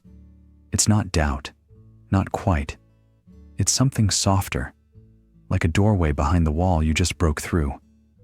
You answered the question, but the answer itself seems incomplete, not because it's wrong, because it feels like it knows more than it's saying. This is the infinite regress of explanation. Every answer rests on a foundation that itself asks for explanation. Like Russian nesting dolls of thought, where the smallest always hides another. You ask why. You find an answer. But that answer assumes something else. Something you didn't notice until now. It happens in philosophy, in science, in life. You ask what causes the universe and get the Big Bang. But what caused the Big Bang? You ask why you love someone and say it's chemistry. But why this chemistry with this person in this moment? There's always another layer, like peeling an onion of understanding, where every skin reveals another scent of mystery. And yes, sometimes it stings the eyes. Two people walking after dinner, silence between them. Do you think there's such a thing as a final truth? One asks. I used to, the other replies. But now I think truth is more like music. You don't finish a song. You feel your way through it. In that loop of questioning the answer and answering the question, we don't find closure. We find motion. Inquiry becomes a kind of breathing. Not to solve, but to stay open. Not to arrive, but to deepen. The mind longs for certainty, but the soul seems to want something else. Wonder. And that wonder isn't passive. It's active presence, a graceful humility, the recognition that the more you know, the more aware you are of what you don't. It's the child asking why to every reply, not to be difficult, but because their mind is still tasting the world without needing to swallow it whole. So maybe the loop isn't broken. Maybe it's not meant to be. Maybe it's a spiral staircase winding inward, and every answer is just another step, closer not to finality, but to a subtler kind of awareness. And from that awareness, a new possibility arises. If questions live inside answers, do we ever truly speak alone, or are we always in dialogue with others, with time, with ourselves? Let's turn toward that, toward presence. Not solitary thought, but shared recognition. What happens when you look up from your own question and see others already asking, already answering, already watching you back? The next loop begins not in solitude, but in the gaze, the mirror inside a crowd. The gaze that loops in a crowd. There's a moment, brief, unspoken, when your eyes meet someone else's in a crowd. The noise doesn't vanish, but it dulls. Time slows, not because anything dramatic happens, but because something ancient does. You are no longer alone in your seeing. You are being seen. You become aware that they are aware of you. And more than that, you're aware that they know you're aware. The loop begins quietly, not with words, but with presence. A mutual noticing that spirals, like two mirrors reflecting each other endlessly. You don't need to speak to feel it. It's in the sudden shift of posture, the way both of you glance away at the same time, as if trying to escape the gravity of that loop. This is recursive consciousness. I think that you think that I think. It doesn't take many steps before your thoughts fold into themselves. It's what fuels embarrassment, because the moment you become self-aware, you also imagine how you are appearing through someone else's lens. But it also fuels empathy. You imagine their fear, their curiosity, their longing to be understood just as much as you do. A boy in a bookstore once lingered a second too long at the philosophy shelf, only to realize another reader was reaching for the same title. They both paused, chuckled softly, and he said, "Looks like this book's smarter than both of us." She smiled. Nothing more was needed. The loop was broken, or perhaps for a second it completed itself. In a crowd, this loop becomes louder. You act because others might be watching, and they act because you might be watching them. Social media made this permanent. Identity performs. Style becomes statement. Even silence becomes branding. We exist, but sideways, reflecting each other rather than simply being. Yet, sometimes, unexpectedly, something else happens. You sit on a park bench. A woman ties her child's shoes nearby. A street musician hums a tune that neither begins nor ends.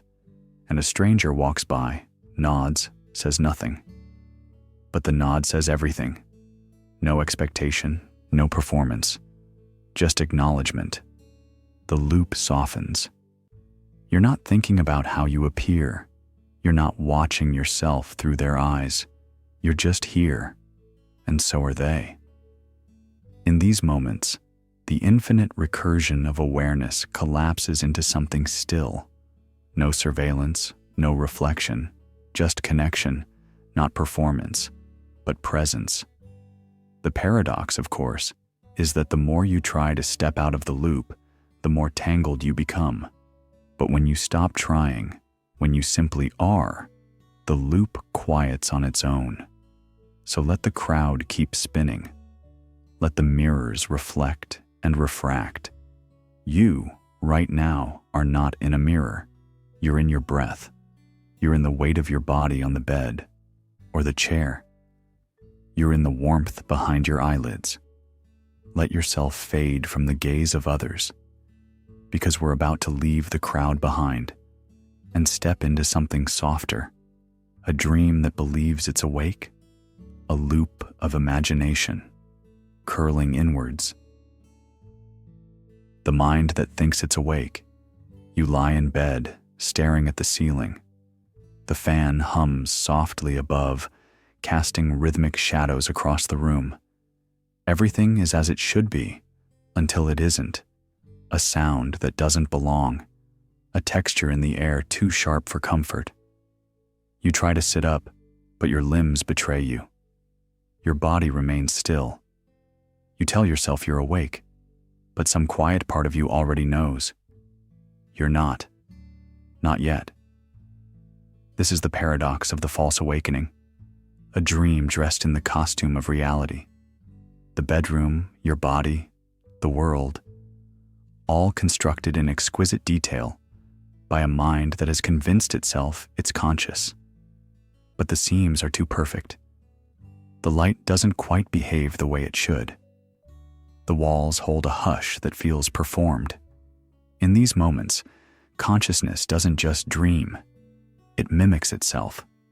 It builds a stage, steps onto it, and forgets that it was ever the audience. You think you've woken, but the loop has only begun. You might rise from bed, brush your teeth, hear your name from another room, and then, snap, you're back in bed again, paralyzed, watching. The cycle tightens like a spiral, each layer of wakefulness folding into the next. This recursion isn't just a dream within a dream. It's a mirror held up to the mind, reflecting the belief that it knows what real is. Have you ever had a dream like that? One voice asks gently. Yeah, the other replies, quieter. I thought I was late for work. I even opened my emails. Then I blinked, and I was still lying there. It scared me more than any nightmare. Because it made you question waking? Exactly. If a dream can be that real, how do I know I'm not in one now? The mind that thinks it's awake builds certainty from familiarity. It relies on cues, the creak of the floor, the softness of a blanket, the light filtering through the blinds. But in a false awakening, these cues are replicated, not copied, but generated from within. And that's the unsettling truth. The sense of reality doesn't require external input. Your mind can synthesize it, simulate it, even convince itself of it, without ever leaving the dream. This loop isn't just neurological, it's philosophical. Because if you can believe you're awake while dreaming, what does that say about your belief right now? If the mind can generate a world and place itself in it, how do you ever verify that you've stepped outside? The question slowly shifts from, am I dreaming, to something deeper. Who is the one questioning? If the voice asking is itself part of the illusion, then the loop isn't just perceptual, it's existential. A dreamer dreaming they're awake, inside a dream of themselves. And yet, maybe this isn't a glitch. Maybe this recursive folding of reality is how consciousness evolves, by testing its own boundaries, staging its own awakenings. Perhaps the self is not a fixed point, but a feedback loop always checking itself for signs of the real. As the sensation of sleep deepens and the lines between waking and dreaming blur, the next question emerges, not from thought, but from art, from creation itself. What happens when the hand that sketches the world turns inward? Coming next, the loop of creation, the sketch that draws itself. The hand that drew itself. There's a quiet strangeness in some images. A hand holding a pencil, sketching its own wrist.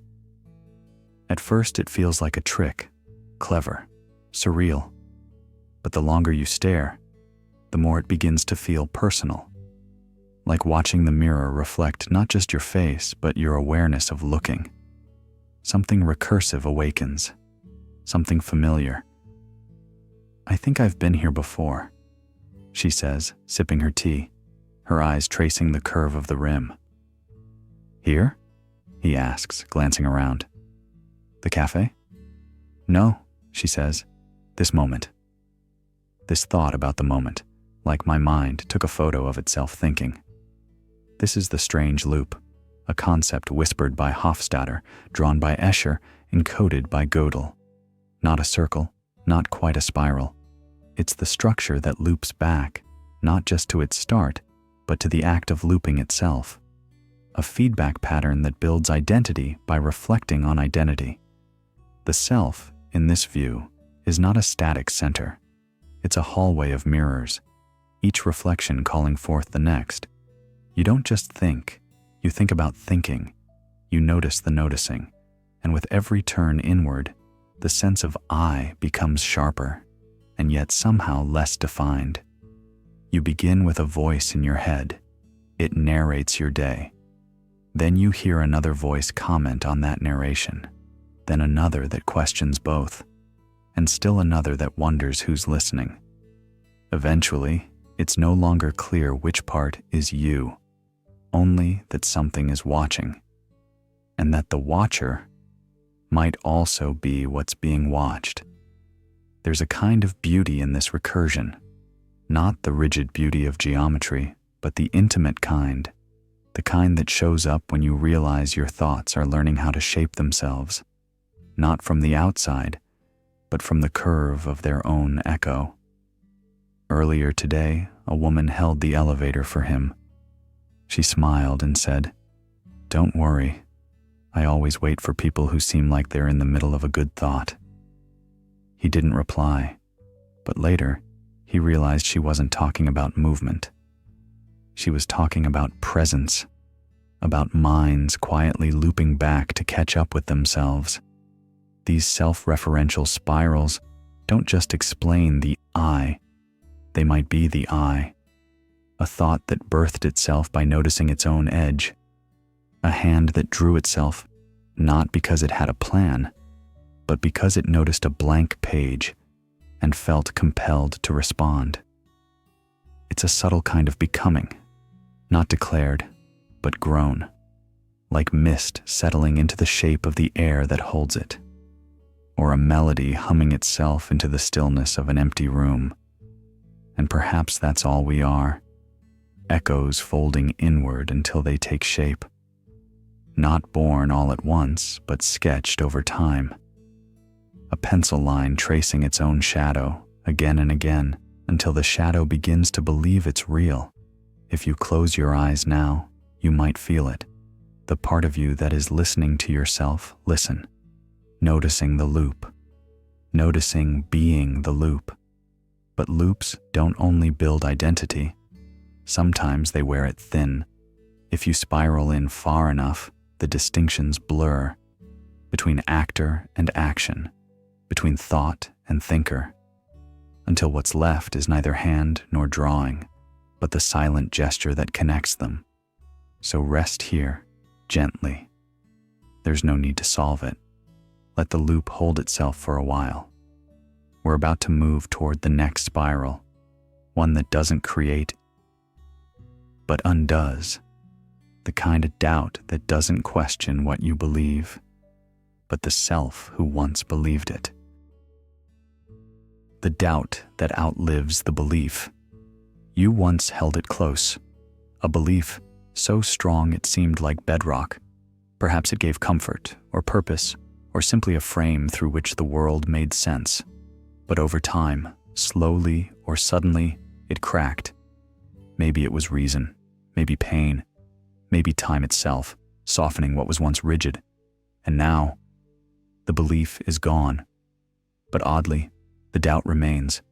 It lingers like the scent of a fire long extinguished, hovering in the mind, weightless, unattached, but still there. This is the strange inertia of doubt, the kind that outlives its cause, like a phantom limb of the soul. You no longer believe, yet find yourself haunted by the very questions that once pulled that belief apart. The skeptic's voice didn't vanish with the argument. It simply kept speaking. Now it questions the silence. It questions peace. It questions nothing in particular. A woman once said to her friend on a night walk, "I don't believe in God anymore." Her voice was quiet, almost careful. The other replied, "Do you feel free?" She paused and then said, "Not free. Just unfinished." That's the essence of this loop. Letting go of belief doesn't erase the groove it left behind. The doubt becomes a pattern, like a door you keep checking, even after you've locked it. Descartes doubted everything to arrive at one certainty. I think, therefore I am. But not all of us find solid ground at the end of that descent. Some remain suspended, questioning the very act of questioning. In this suspended state, meaning phrase, and that can be frightening. Without something firm to stand on, we feel adrift. But perhaps that's not a flaw in thought. It might be part of its rhythm. Belief isn't just what we hold, it's how we hold. It's the tempo of trust, the heartbeat of the mind's willingness to settle. And doubt? It's not the enemy, it's the counter rhythm. A necessary pull that gives shape to belief's push, like shadow to light. Without it, faith would be blind. With it, belief becomes alive, tested, scarred, but real. Even so, doubt without belief can become a loop. It questions not to learn, but because it forgot how to rest. But perhaps even here, there's a kind of wisdom, a humility, the understanding that not everything resolves, that maybe some questions are not stepping stones, but companions. The friend turned back to the woman and asked, "Do you miss believing?" She looked up at the stars and said, "Sometimes, but I trust the part of me that needed to doubt." And now, what happens when you stand before a mirror? But the mirror doesn't reflect you now. It reflects a memory, not of how you looked, but of who you once thought you were. Let's follow that thought into a reflection that remembers more than the present. The mirror that remembers you. You lean over the sink, brush in hand, and meet your eyes in the mirror. But tonight, the face that greets you doesn't quite belong to now. There's something behind it, beneath the pores, beyond the fine lines. A younger face flickers for a second, or maybe one from a harder year. You're not sure what changed, only that it did, and that the mirror remembers. A mirror is supposed to be still, a plain surface, returning only what it receives. But your gaze carries weight, like light dragging time behind it. And the glass doesn't just reflect, it records. Not literally, but inwardly. Every time you've stood in front of it, worried or hopeful, proud or numb, it stayed quiet. But you didn't. The posture, the sigh, the hesitation before turning away. These leave imprints, not on the mirror, but in the mind that returns to it. "So, you think you've changed?" one voice says gently, seated on the edge of a shared memory. "I don't know," the other answers, hands tucked into sweater sleeves. "I just feel remembered, like I'm not the first me to stand here." And they sit there a moment longer, not arguing, just listening. Because sometimes what you feel isn't just the shape of your face, but how many times it has worn that expression. We think the mirror offers truth, but it doesn't tell you what's real. It tells you what you think is real. And that, in turn, is shaped by everything you've ever brought to it. A childhood haircut, a high school breakup, the morning after losing someone you loved, or the moment you first dared to look at yourself with kindness. All of it lives in the glass, or rather, in you. That's the quiet loop at play here. It's not the mirror that remembers. It's the you who keeps remembering at it. The frame is still. The body changes. But the perception, that subtle rhythm between recognition and reflection, keeps looping. You're not just seeing a face. You're seeing a timeline. A self layered over a self, like shadows lining up to greet the present. And yet, the mirror never flinches. It doesn't argue or comfort. It just waits for your next return, for your next version. A man once said, half smiling, while adjusting his tie in the restroom of a dim cafe, "I don't look like myself today."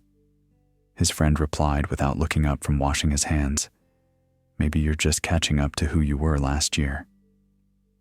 We don't always recognize ourselves because we're used to being the one inside the frame, not the one observing it. But identity, like light, reflects best when scattered. Through time, through feeling, through memory. That's why you can look in a mirror and see not only who you are, but who you've been afraid to be, who you miss, or who you almost became. So tonight, if the mirror seems heavier than usual, don't be alarmed. It's not broken. It's just full of all the selves you've ever been brave enough to face. Now let's step away. Let the glass rest. Let the light settle. And in the quiet between your breaths, let's flip a coin, heads or tails, and wonder, what if its landing wasn't determined by the toss, but by the hand that reached for it? The coin toss that already happened. There's a moment, small, almost playful, when you flip a coin to make a decision. You hold the coin in your palm, feel its cool weight, and tell yourself that this is fate at work. Heads, you stay. Tails, you leave.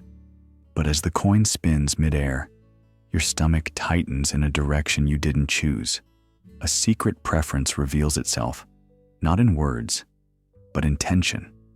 And maybe, in that split second before the coin lands, your heart already knew what it hoped to see. This is where the illusion begins. We dress randomness in ritual.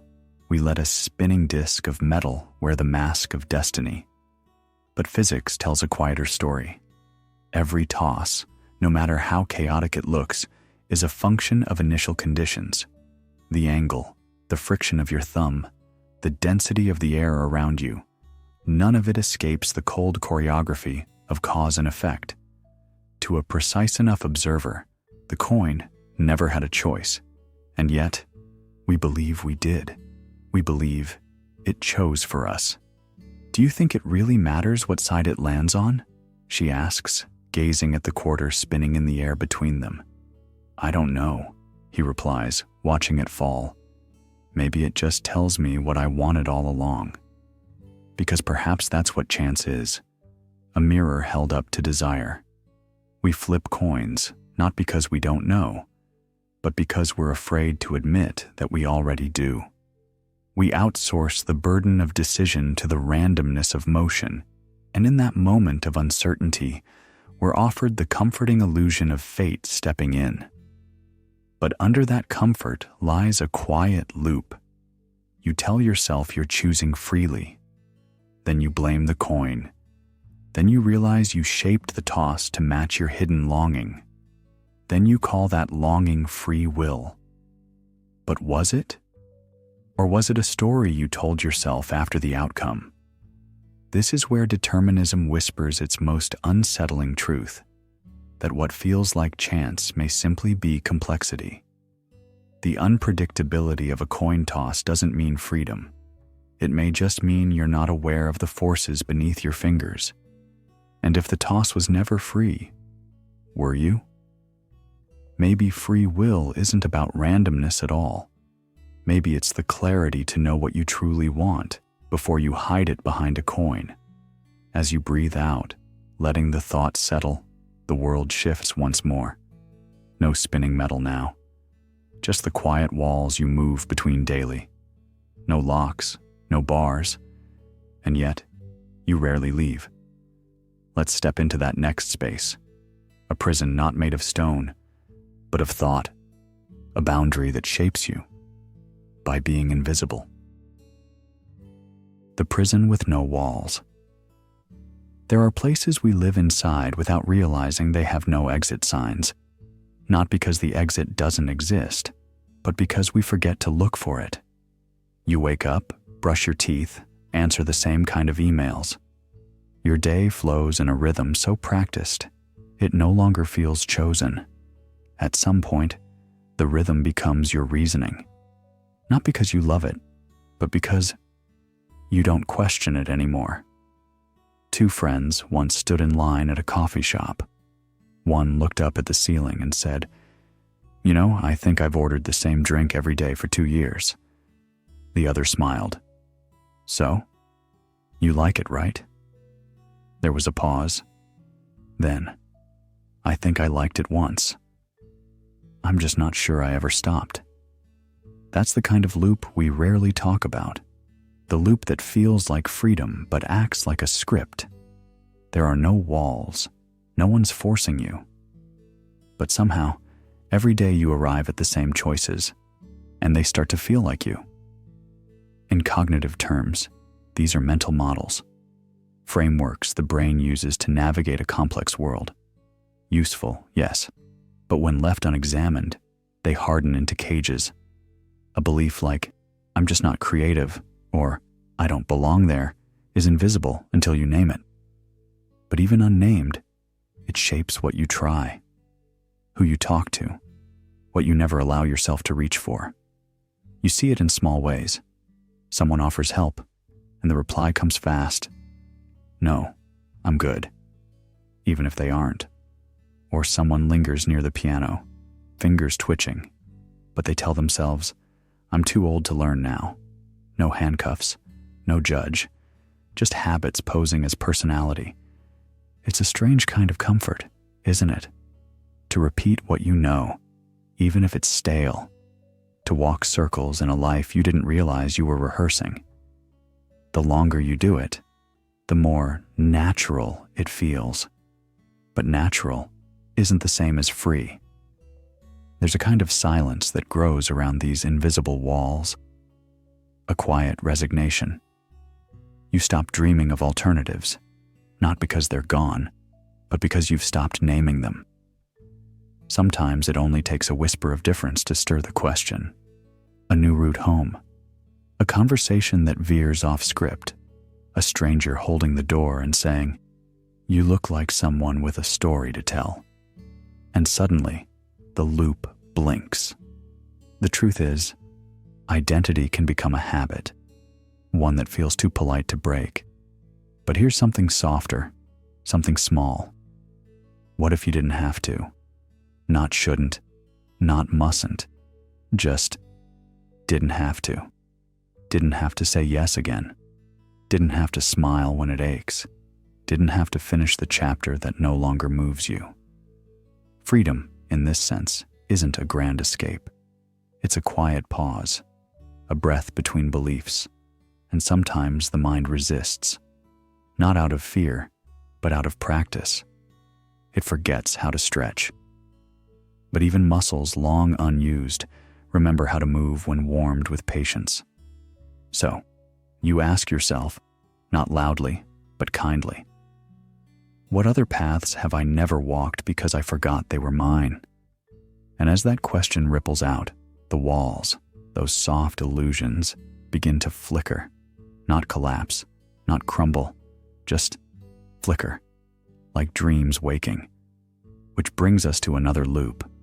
If you leave the prison that never had walls, where do you go? And more importantly, can you ever return? Let's now drift into the next room, a space that once felt like home. But something's changed. You can't go back the same. The place you can't return to. There's a corner of your mind that still believes the door is exactly where it was, that if you just walk far enough, wait long enough, or say the right name aloud, you'll find it again. The place that once made you feel whole. Maybe it was a park bench warmed by a quiet sunset, a hallway that hummed with familiarity, a room where laughter echoed like home. But when you return, it's different. The bench is still there, but colder. The hallway feels smaller. And the room? The laughter's gone, replaced by stillness. It's not that the place changed, it's that you did. This is the soft ache of the nostalgia loop. You set out to revisit a location, but what you're really chasing is a version of yourself, a past state of being, a texture of presence that once lived inside you. And that self, like breath in winter air, has vanished before you can hold it. Even when everything looks the same, it isn't. Because you're not arriving in the past, you're arriving after it.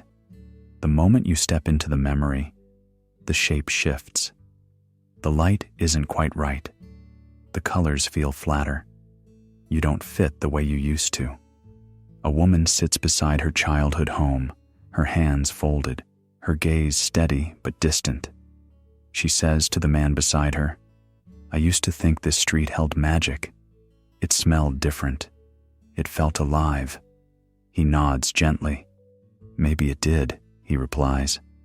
"But maybe the magic was just you noticing it." There's something bittersweet in realizing that memory doesn't preserve, it transforms. You never remember the exact moment. You remember your impression of it, the warmth, the fear, the awe, all filtered, softened, rewritten by the tides of time. Even if you walk the same route, sit on the same floor, or hear the same song, what you return to isn't the past.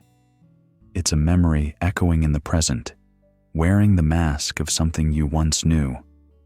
We often think of the past as a destination, a place we could re-enter if only we had the right key. But memory isn't a place. It's a pattern, a constellation of sensations, meanings, and moods that once aligned in just the right way. Change one star, and the entire sky shifts. That's the heartbreak and the beauty of remembering.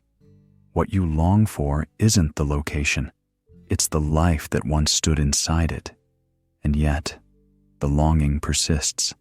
Like a melody that hums beneath silence, you return again and again, not to reclaim the past, but to feel that ache, that flicker, that impossibly soft reminder that you lived something so vivid it refuses to be forgotten.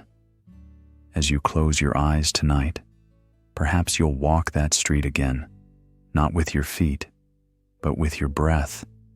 And even if it no longer fits, you'll honor it, because the past was never meant to be re-entered, only carried.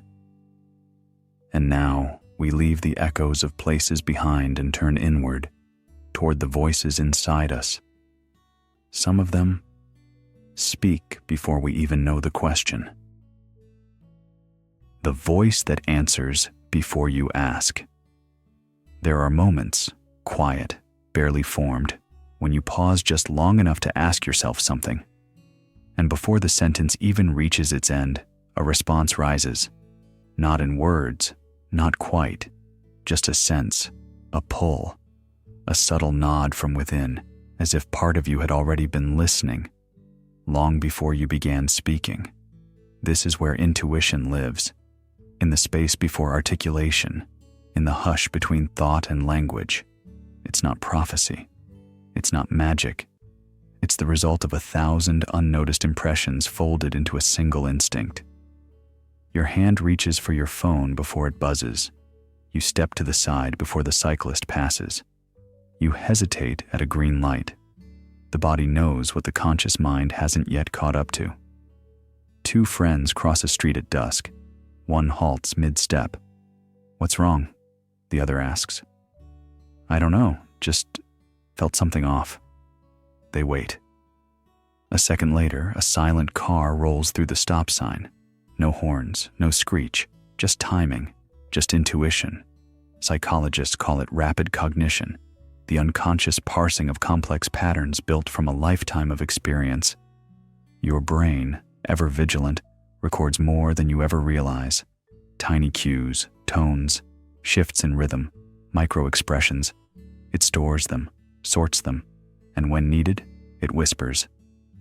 But here's the twist.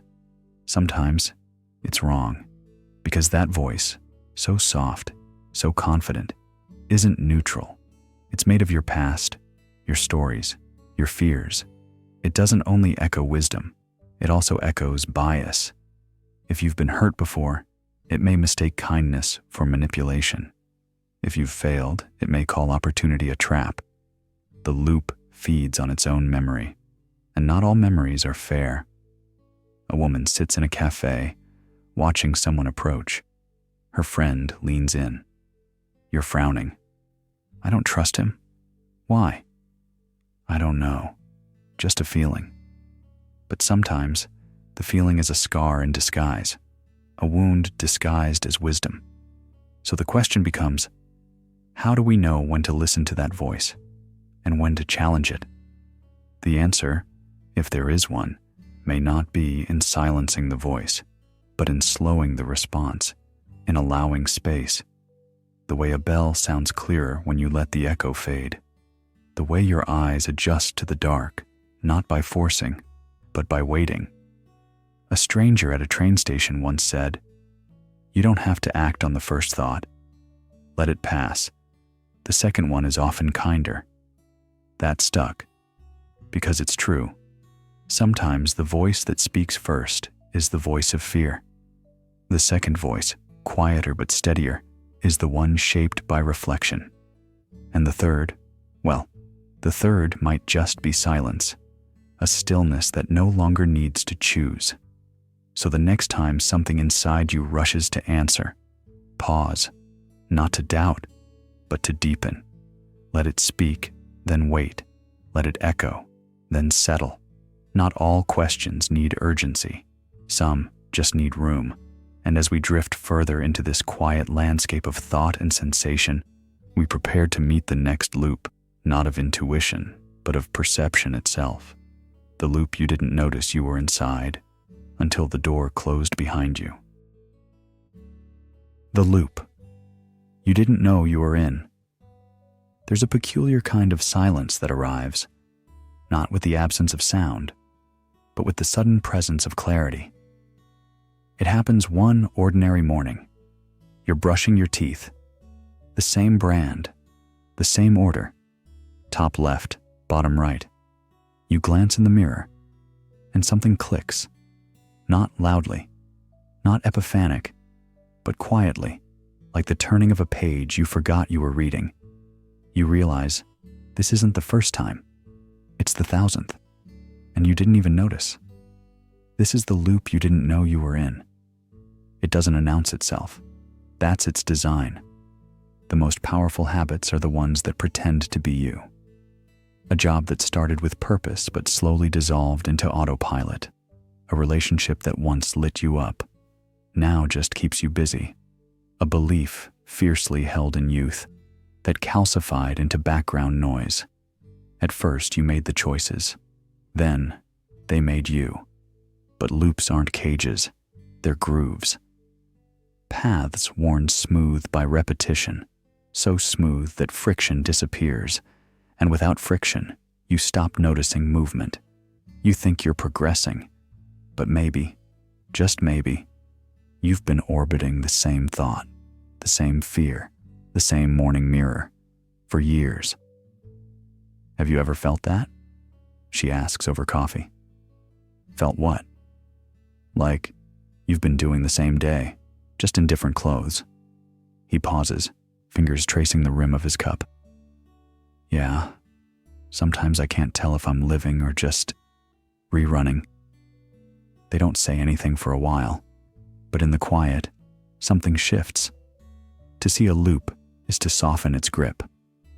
Awareness doesn't break the cycle, it loosens the thread.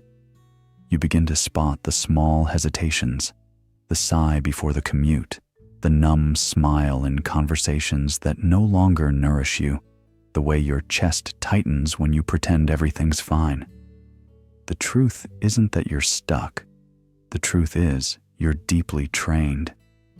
But every script, no matter how rehearsed, has a point where the actor goes off book, not to sabotage the story, but to write a new one. A loop, after all, is just a spiral too tightly wound. Unwind it gently, and it becomes movement again. Change doesn't always look like fireworks. Sometimes it looks like doing one thing differently, taking a different route home, answering a question with honesty instead of habit, pausing before you say yes, noticing that the voice in your head, the one that says you can't, is just a voice, not a truth. You won't escape all your loops, but you don't need to. You only need to know you're in one. The rest unfolds naturally, slowly, like a spiral extending outward, one breath at a time. And so the spiral continues, but now with intention. And from this subtle turn, we enter the next paradox, one where the beginning is not behind us, but born from the very end we thought we feared. Coming next, the beginning that came after. The beginning that came after. There's a moment, quiet, unassuming, when you pause and think, this must be where it started. But sometime later, from a calmer distance, you glance back and realize it wasn't. That moment wasn't the beginning. It was the consequence. The midpoint of a loop that started after it ended, and ended before it began. Two friends walk in silence after a long dinner. One of them stops suddenly and says, "You know, I think I started loving him the day I told him goodbye." The other doesn't answer. They just nod, as if they've felt it too. This strange folding of time where some emotions bloom only in the space left behind. This is not just memory. It's circular causality, a pattern where what comes next defines what came before. We tend to imagine time like a line, with causes leading to effects like dominoes. But in reality, especially in our thoughts, behaviors, and identities, things loop. The reason you chose something might be explained by what happened after you chose it. The action creates the belief, not the other way around. You start volunteering because you believe in kindness. But after a while, you begin to believe in kindness because you volunteer. Your identity evolves not just from your values, but from your repeated participation in them. In circular systems, the effect feeds the cause. The loop nourishes itself. And in this way, every story becomes a spiral, each chapter revising the previous. It's how habits take root. At first, you practice something because it makes sense. But eventually, it makes sense because you've practiced it for so long. Even our personalities are sculpted this way, not from a moment of revelation, but from the quiet accumulation of patterns. You smile more, and then begin to believe you're a kind person. You avoid conflict, and over time become someone who just isn't confrontational.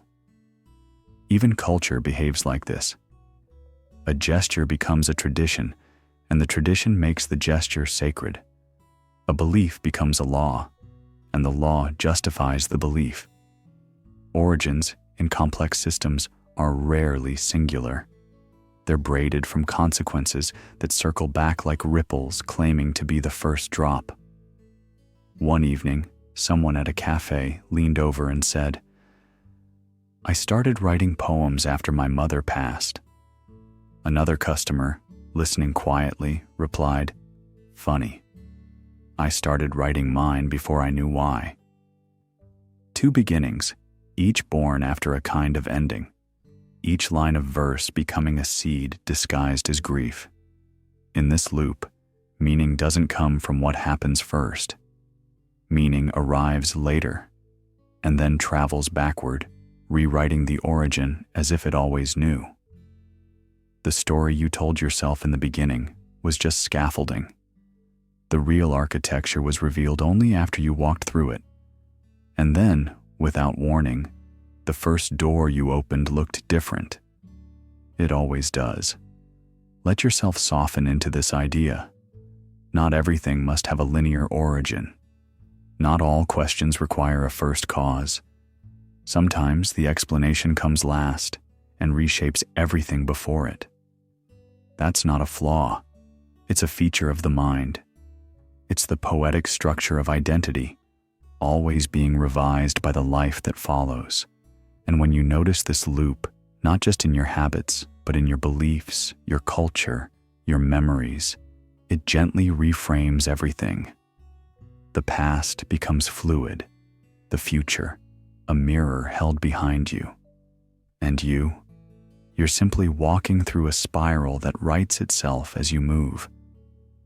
As sleep draws near and the rhythm of thought slows, notice the subtle paradox. Your dreams tonight may give meaning to something you did today. And tomorrow, you might wake up feeling as though something important began, only to later understand it began because of what followed. Now, let us drift even further. What if this looping didn't just shape your behavior or beliefs, but reality itself? What if cause and effect wrapped around not just you, but the cosmos? As we exhale into the next segment, we'll touch the edge of a thought as old as time, the God that dreamed itself. The God that dreamed itself. There was never truly a beginning, only a stirring, subtle, and eternal. Before time, before form, before even thought, there was something quieter than silence. Not a voice, but the potential for a voice. Not a question, but the ache for one. And from that ache, a loop unfurled. Not forward, not backward, but inward. A spiral without origin. And in that spiral, a whisper emerged. Let there be someone to ask. This is not myth. This is the architecture of meaning, echoed across Hindu cosmology, Gnostic reveries, even modern simulations. In the Vedic tradition, Brahman dreams the universe, not as a puppet master outside his play, but as the stage, the actor, and the script itself. The world isn't made by the divine. It is the divine, trying to see itself from within. In Gnostic thought, the layers of reality peel like veils, each revealing a deeper self-perception. And in physics, even now, some wonder if consciousness isn't within the universe, but what the universe becomes when it looks at itself. In this loop, you are not inside creation. You are its turning point, its eye, the part of the system aware it is a system. Do you think, she asks him as they sit quietly under a dim street lamp, that maybe the universe made us because it was lonely? He shrugs, watching the way the light pools around her sneakers. Maybe it wasn't loneliness, he says. Maybe it was curiosity, like it needed someone to ask what it was. And here we are, she smiles faintly, asking questions like we invented them.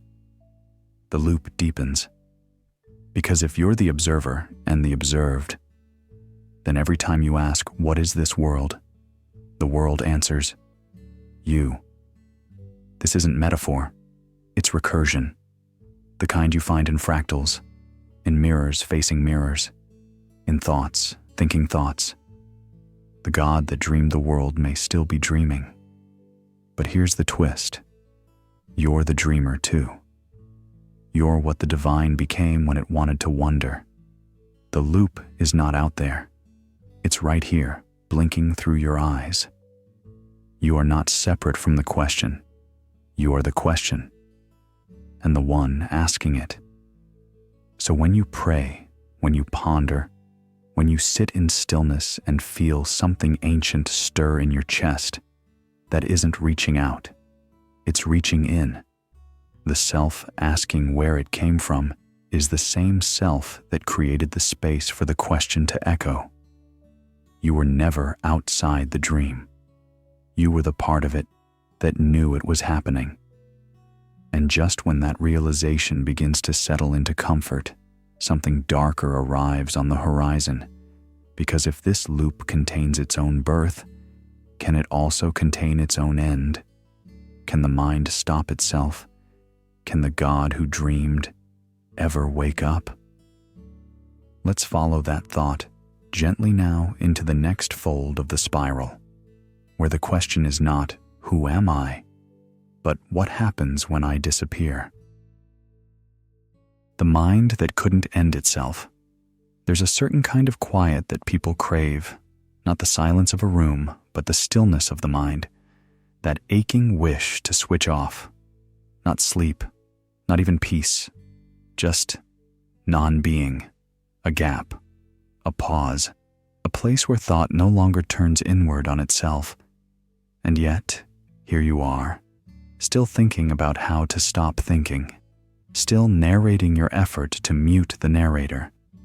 It's the softest kind of loop, the most personal, the mind that tries to shut itself down using the very tool it's trying to put away, like trying to bite your own teeth. The paradox isn't violent, it's tender, it's patient, but persistent, a candle trying to burn out its own flame by shining harder. Late one night, someone said to his friend as they left a quiet cafe, "Sometimes I wish I could just not be for a bit. Not sad, not tired, just paused." The friend didn't offer a fix, just nodded and said, "I think that's the mind trying to exhale through itself." And that's the loop. The mind cannot stop the mind using the mind. The effort cancels itself out, just like a mirror trying to unreflect by staring harder. The seeker becomes the noise. The desire to end the chatter is more chatter. This paradox emerges in the deepest parts of meditation, in the darkest thoughts of self-erasure, in the desperate longing to surrender, not to anyone, but to stillness itself. But even surrender becomes another kind of doing, doesn't it? Even letting go requires someone to let go. And yet, there is something that softens, not when you force it, but when you stop forcing. It's not silence through shutting down. It's silence through stepping aside. Picture a wind chime. You can't make it stop by shaking it harder. You can only wait, or walk far enough away to no longer hear the ringing. A young woman once shared, "When I tried to quiet my thoughts, they just got louder. But when I let them pass like strangers in a hallway, eventually no one came through." Thought will not disappear because you demand it to.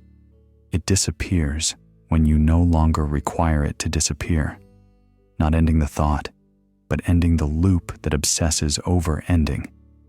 In that absence of struggle, something unexpected happens. Not a grand awakening, not even a relief, just space, spaciousness, like opening a clenched fist you didn't know you'd been holding all day. The paradox remains, but its grip loosens. You don't escape the loop by running from it.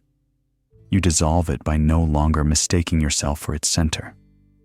And so, if your thoughts are still moving now, that's okay.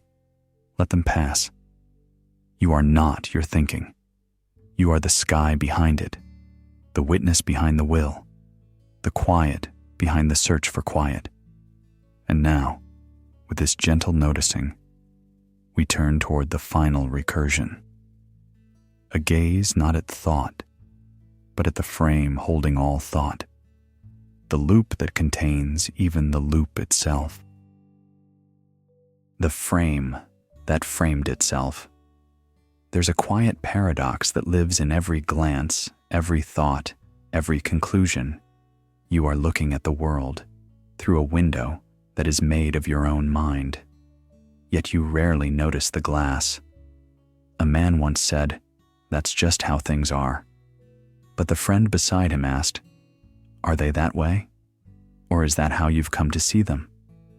And in that moment, a pause, a little fracture in certainty. The man didn't answer right away. because to answer would require first knowing where the answer came from. This is the recursive nature of consciousness, a picture inside a frame that contains itself again, a hall of mirrors where each reflection is both the subject and the structure that holds the subject. When you think a thought, that thought already carries a hidden architecture, assumptions, biases, unseen perspectives. Yet we rarely step outside it, because the frame doesn't announce itself, it hides behind clarity. The mind does not merely receive the world, it shapes it, but then it forgets it shaped it. Like an artist who paints a window, then believes the painting is the view. Self-reference is not a flaw, it is the engine of awareness. The very thing that allows you to notice you are thinking is also what blinds you to the origin of the thought. It's the loop that powers introspection while simultaneously concealing its own loopiness. To say, "This is real," is already to have chosen a lens. And that lens? It's built from memory, culture, mood, and belief. Do you ever wonder, one voice asks, why two people can look at the same event and walk away with different truths? Yeah, the other replies, staring out the cafe window. It's like we're not just seeing things differently, we're seeing different things. And just like that, the frame reveals itself, not by force, but by invitation. And once you glimpse the frame, you begin to realize, maybe there is no unfiltered view. Maybe perception isn't a mirror, but a painting in motion. This is how paradigms shift, not with new facts, but with new frames. The facts may stay the same, but the meaning around them tilts. You don't exit the loop, you change its shape. And maybe that's the truest kind of awareness, not to escape the frame, but to hold it gently and choose how to see. So now we stand at the threshold, not of more understanding, but of something even stranger. A memory is forming, but not of something that happened. It's a memory of something that never did, of a life unlived, but somehow still remembered. The memory of a future you never had. There's a strange ache sometimes, soft, almost tender. It doesn't come from loss, but from potential. A version of yourself you never became, yet somehow you remember them, not in detail, not in facts, but in sensation, like the aftertaste of a dream that was never yours. It shows up in the smallest moments. You walk past a bookstore and feel a familiarity, as though you used to spend your days there, but you didn't. Or someone says, "You'd make a great teacher," and something in you flickers, not with surprise, but recognition, as though a different life, quietly lived in the background, just made itself known. Psychologists call it counterfactual memory, the mind's capacity to simulate alternate timelines, not just as fiction, but as lived memory. These aren't random daydreams. They carry weight, emotion, sometimes even grief. You don't just wonder who you could have been, you miss them. Two people sit on a bench beneath the dull amber glow of a street lamp. The night is warm. One stirs their coffee cup, the other stares straight ahead. You ever feel like you took the wrong turn, but didn't notice until years later? The friend shrugs.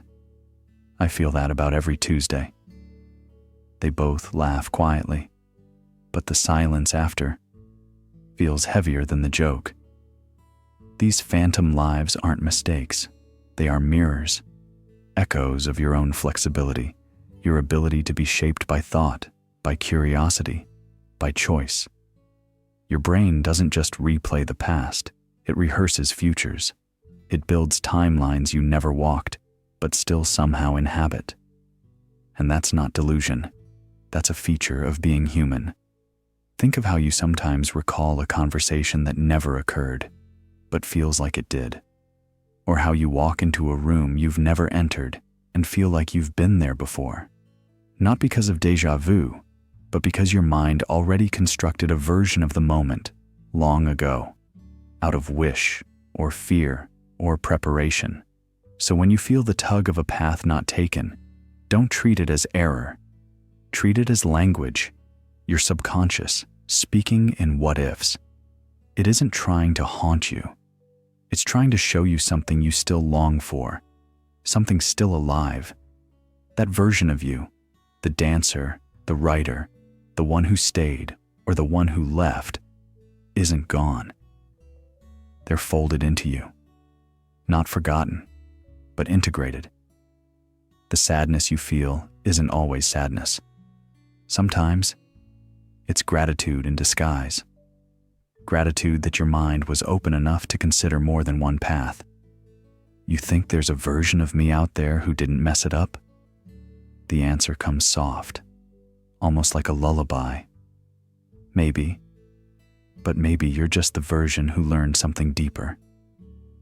We tend to believe memory travels backward, but it also flows forward into what never was. You remember futures you never reached. You mourn the absence of what could have grown. But in doing so, you reveal your mind's greatest gift, not accuracy, but possibility. And if those alternate futures feel real, maybe they were real, in the only way that matters, because you felt them, because part of you still does. And now, as the thoughts soften and dissolve, we arrive not at certainty, but at something stranger. A hush, a breath before a threshold. You might be wondering, what happens if you do wake from this loop? Not into clarity, but into a deeper illusion. Let's walk gently toward the fear that hides behind every awakening, the fear of waking up. The fear of waking up. It begins not with a scream, but with a whisper, a subtle ripple beneath consciousness, like the air growing too still in a room you've known your whole life.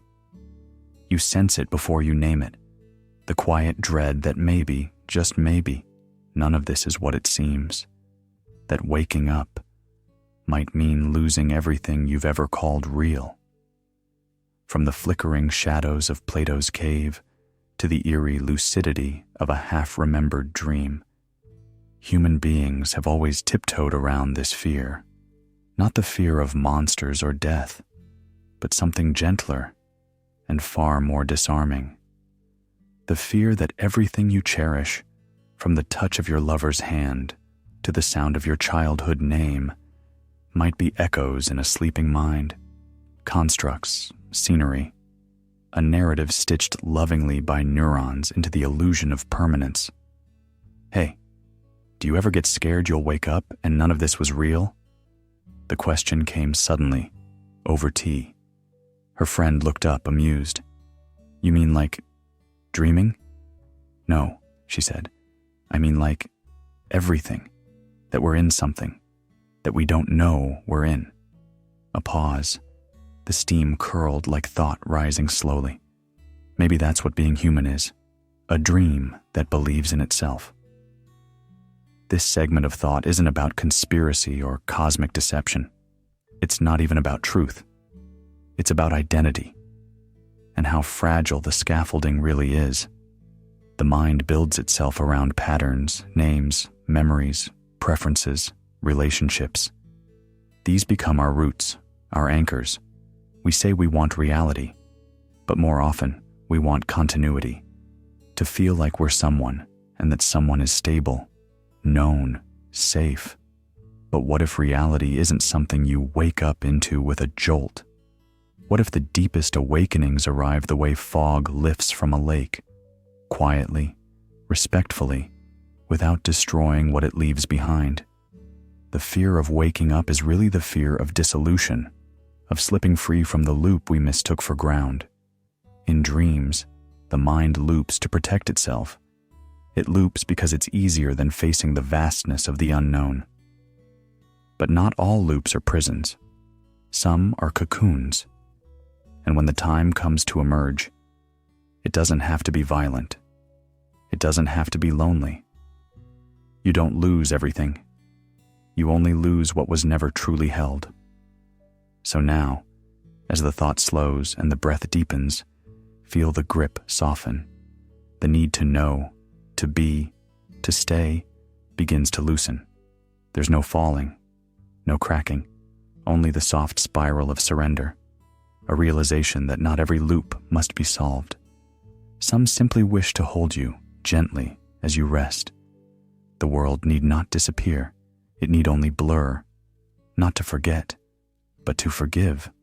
And with that, we begin our descent into the next loop, one that carries no name, no fear, no urgency, only quiet, only sleep. The loop that carries you to sleep. You've heard this voice before. Not the words, perhaps, but the rhythm, the way it circles, soft, then softer, like a tide that forgets it was ever meant to crash. It doesn't demand your attention. It invites it. A quiet cadence, familiar in a way you can't explain, as though your body remembers what your thoughts do not. This is where we begin to drift. There's a loop here, not the kind that traps you in overthinking, but the kind that knows how to soothe. A rhythm borrowed from something older than language. Your breath. Inhale, pause, exhale, again. Not because you must, but because it feels good. And then again, like waves washing the shoreline, not to clean it, but just to be near. You're not being hypnotized, you're being remembered, the way a rocking chair remembers the shape of a grandparent's lullaby, the way the hush of evening remembers how to hold silence without breaking it. Thought becomes less a structure and more a shimmer. It's not about finishing anything now. It's about floating with it. Two friends walk side by side in a grocery store, one quietly humming to herself. "You always hum that same tune when you're tired," the other says. "I don't notice it." She smiles. "Maybe it's just my way of walking home." That's the loop, isn't it? A quiet signature that plays when the world doesn't need your sharpness anymore. A way of turning your edges into something rounded. The mind stops chasing. It starts following. Or maybe not even that. Just drifting, softly tethered to repetition, without worry, without goal. Even a child senses this. A story read 3 times is still not enough. "Again," they whisper, not because the story has changed, but because something in them settles each time it's told. Adults, too, carry that secret wish, to be repeated and to rest. This is the moment when vigilance loosens its grip, when the inner lookout says, "There's nothing more to scan for tonight." The loop becomes a cradle, not holding you back, but holding you in place. The thoughts continue, but dimly, like conversations happening in another room, behind a door slightly ajar. Someone in line at a coffee shop taps your shoulder gently. You dropped your keys. It's such a small act, but it lingers. It's the kind of rhythm kindness moves in. You say thank you, but what stays with you isn't the words. It's the quiet of being noticed, gently returned to yourself. And so we return, not in circles of confusion, but spirals of soft descent. Thought no longer demands answers. It rocks itself toward stillness. The body, sensing the safety and rhythm, eases down. The breath becomes music, and the music becomes sleep. No need to interrupt. If your eyes close, let them. If your mind wanders, follow. You can always return. But here now, this loop was never a prison. It was always a lullaby. And from here, we cross over, not out of the mind, but through it, into a space not built of thoughts, but of something even more subtle, the silence between them. Coming next, the gentle dissolution, where thought softens into being, and you simply rest. The gentle dissolution. There is a moment, so subtle you almost miss it when you are no longer trying to hold everything together. It's not a collapse nor a forgetting. It's softer than that, like steam rising from a warm cup in the morning. It's an opening, a loosening, a release, and in that release, something ancient stirs. To dissolve, in the way the mind does when it nears sleep, is not to die. It's not the end of being, it's the melting of boundaries. Thought does not stop out of failure, it simply stops chasing its own tail. And in that stillness, there is a widening, a gentle space that was always there, but always just beyond the noise. In the language of mystics and monks, this is sometimes called the return to source. But it doesn't require a monastery or silence on a mountain. It can happen here, now, between one breath and the next, between the word and its echo. When labels fall away, not torn off, but simply set down, what's left is not a void, it's presence, quiet, awake, and free of edges. So, you're saying we don't disappear? Number. We just stop pretending we were ever a fixed thing to begin with. The ego resists this. It wants form. It wants name, role, goal. But what if those were never the truth? Only temporary clothes the self wore for a while. The fear of dissolution comes not from losing who we are, but from not knowing what remains when we let go of who we're not. Yet when the tension leaves, when the clenching mind exhales, what stays behind is not absence. What stays is awareness, not pointed, not named, just the quiet presence that sees. It does not analyze, it does not grasp, it simply is. And that being, spacious, tender, untethered, is not a step toward nothingness. It's a homecoming. But when I lose myself, only the self that was never truly you. Like the sky after the storm, this unfolding reveals the vastness we forget while busy being someone. We've mistaken the container for the content, the wave for the sea. But now, at this late hour of thought, as the night leans in, you are invited to set it all down. The story, the voice, the need to know. No need to chase the next answer, no need to finish the thought. Let yourself blur a little at the edges. Let the sharp lines soften. You're not erasing yourself. You're becoming what you were before the definitions. And so, let everything go, even this voice, even the idea of you. What remains is not lost. It's what was always there, beneath the effort. Now we drift further into a silence untouched by thinking. The edge of thought. There is a moment, soft as breath against a window, where you realize you've reached the end. Not of the world, not of life, but of thinking. A quiet edge where the mind has nothing left to chase, no more concepts to unfold, no more questions to twist into answers. You are standing barefoot at the edge of your own cognition, and beyond it, nothing but sky. It doesn't feel like absence, it feels like release. The kind of quiet you didn't know you missed. No stories are being told, not even the one about you. And yet, you remain, awake, present, whole. Earlier today, someone asked, "What were you thinking just then?" And you paused, not because you didn't have an answer, but because for once there hadn't been a thought. Just sensation, just warmth on skin, just being. You smiled, not to respond, but because something in you softened. Here, at the edge of thought, language gives up its grip, not from confusion, but from reverence. This is not forgetfulness. This is not sleep.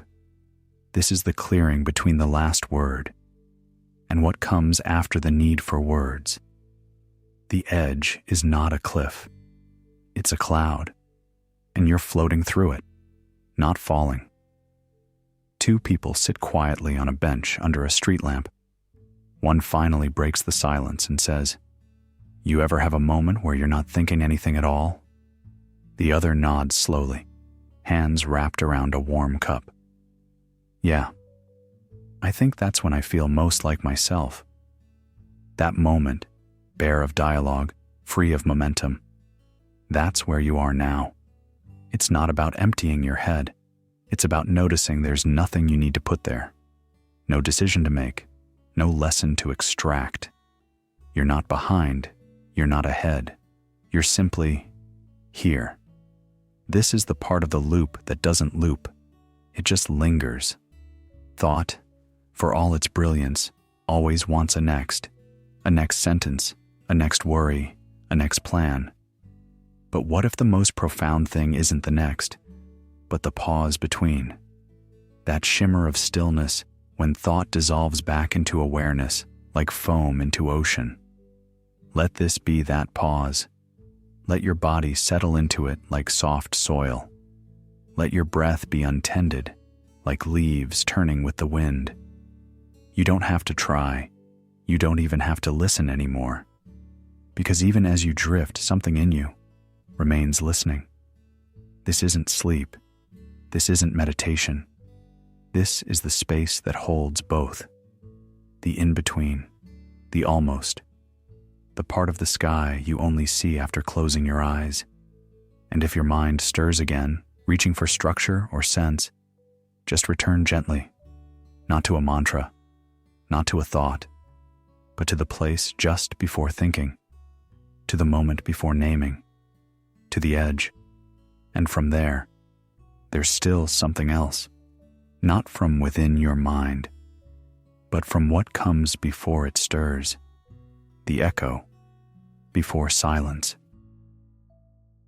The echo before silence. There's a moment so thin, so fragile, that it barely exists in time. It is not quite silence, and not quite thought. A shimmer, felt rather than heard. It arrives like the trace of a bell long after the ringing has stopped. This is not noise, not memory.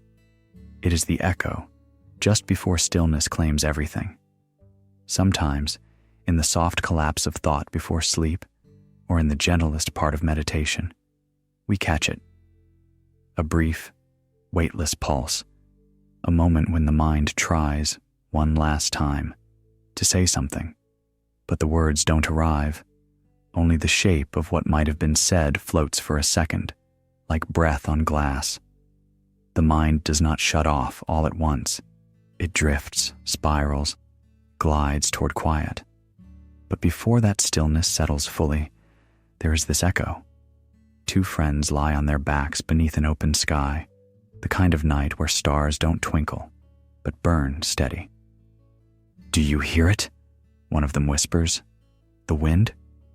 Number that fading sound, like something trying to let go. The second turns, listens deeper. Maybe it's not letting go. Maybe it's remembering before it forgets. That echo is not a flaw in the silence. It's the bridge to it, like the last ripple in water before it turns to glass. The final gesture of the self, not in resistance, but in reverence. A farewell wave from the part of you that once needed to narrate everything. The ego, the inner voice, the narrative self, they don't vanish in a flash. They bow. And in that bow, a strange awareness appears, not of a specific thing, not even of awareness itself, but of a softness that doesn't need to anchor, as if you were no longer seeing, but still being. The echo isn't the self clinging, it's the self completing, a last loop that ends not with an answer, but with quiet consent. The voice, once urgent, becomes a hum. Then the hum becomes a presence, and that presence no longer asks to be heard. You are not fading. You are not disappearing. You are returning, folding inward to the place before the mind needed form, before ideas demanded names. It's not a loss, it's a loosening. Somewhere inside, a new breath readies itself, but this one doesn't need to be drawn. It arrives because you've stopped searching. You've stopped labeling. There's nothing left to frame. And that is where rest lives. So let the shimmer dissolve. Let that last echo fold into the silence beneath it. Because what comes next isn't another thought. It isn't even you, as you once knew yourself. It's the thread, and not the kind that binds, but the kind that gently unravels everything you no longer need to hold. The kind that was never tying you up, just softly reminding you all along that you were never broken, only dreaming. Coming next, the thread that unwinds the mind. The thread that unwinds the mind. There are no scissors, no breaking point, no dramatic pause. Just a sensation, so gentle it barely registers. A soft tug, as if a thread you didn't know you were holding begins to move. Slowly, carefully, not tearing, not snapping, just releasing, like the hem of a sweater unraveling by itself, thread by thread, without hurry, without resistance. Some call this peace, others call it surrender. But the mind doesn't speak in definitions, it only loosens. The thread isn't real, not in the physical sense. It's more like a shape your thoughts kept weaving, a pattern your emotions stitched and restitched, convinced it would hold you together. But you're not unraveling, you're opening, and that's different. Did I lock the door? A quiet voice in the mind asks, uninvited. You did. An hour ago, replies another, almost smiling. Then why do I still feel like I left something open? Because some part of you is always looking for something to hold. That's the loop. Not a punishment, not a mistake, just the echo of attention looking for an anchor. But tonight, you don't need one. Let the door stay closed. Let the question drift. Let the thread go slack in your palm. Thoughts don't vanish. They just stop clinging. And then, curiously, something unexpected happens. You feel lighter. Not because you lost anything, but because you stopped needing to carry it. This is what mystics often whisper about. Not a moment of giving up, but a moment of giving in. And not to the world, not even to silence, but to stillness, from the inside out. No forced release, just the kind that happens when the effort behind the effort disappears. Two strangers meet in a late-night laundromat. One points to the dryer and says, "Is this yours?" The other shakes their head. "No, but it could have been. I've put so many things in there I forgot about." A pause. "I think we all do," says the first, folding a shirt that no longer smells like the past. That's how it works. The thread isn't made of yarn. It's made of unfinished thoughts, half-formed worries, the need to explain yourself to no one in particular. And one by one, they fall away. The story doesn't conclude. It simply ceases to demand an ending. This thread isn't pulling you apart. It's setting you free from the need to stay wrapped. Each time the mind relaxes, something opens. The space between thoughts grows wider, like windows with no panes, and when the breeze passes through, you feel it. But you don't try to name it. That's when you know. There's nothing left to hold on to and nowhere left to fall. It doesn't feel like transcendence. It feels like being ordinary, in the most profound way. You're not arriving. You're not departing. You're just here. And when the last thread releases, so fine, so subtle you almost miss it, you realize it wasn't binding you at all. It was just reminding you where you'd always been. And now someone is speaking, not from above, not from within, but from beside you. The voice you've followed, from question to quiet, the voice that never rushed you, the voice that didn't teach, but remembered with you, the voice that finally lets you go. Coming next, The one who spoke, the voice that stayed until the end, and the hush that follows it home. The voice that let you go. I've been here, threading sentences like lullabies, stringing together thoughts soft enough to fall asleep in. You've followed this voice through paradoxes and spirals, down corridors where thought touches silence. But here, something changes, because the quiet is no longer a destination. It is here now. And to truly meet it, this voice, must loosen its hold. There's a subtle truth nestled in that realization. Even the calmest narration, the gentlest guidance, is still a tether. A helpful one, perhaps even necessary for a time. But like a hand that steadied you as you crossed a river, it too must let go before you can float. A quiet moment unfolds, not with drama, not with finality, but with a kindness that doesn't ask to be noticed. Hey, are you still there? I think so, but I'm not really listening anymore. Then maybe you've arrived. There's no grand silence waiting, no loud click that says you've exited the loop. Instead, it feels like fog dissolving, like the way music fades but leaves an echo inside your ribs.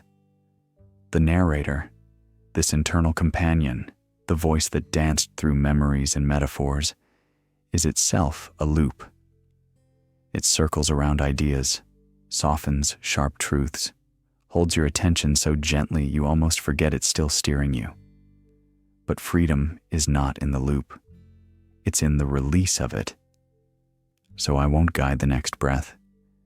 I won't name what you're sensing. There is no metaphor here to unwrap. Just space. Just stillness. Just you. And not even the you who began this journey. Not even the you who thought you needed help falling asleep. Only the presence that remains when everything else, narrative, reflection, sound, identity, falls away like leaves at the end of a season that no longer clings. What now? Now nothing, and in that nothing, rest. I step aside not in retreat, but in trust. You no longer need narration. You're not a story being told. You're a dream gently forming itself. This final paradox, then, is tender. The one who walked beside you must vanish at the finish line.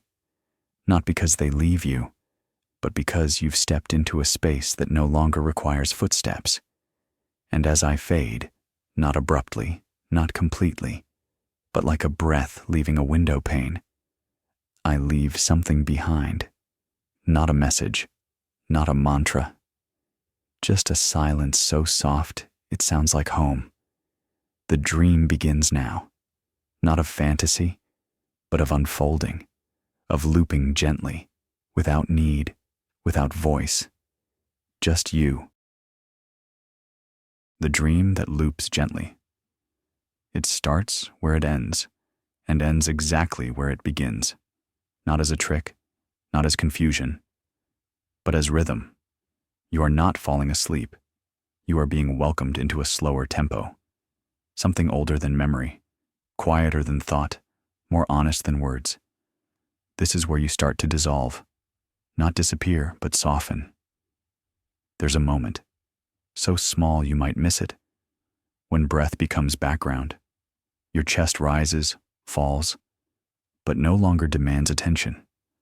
The room is still here, but you're no longer in it quite the same way.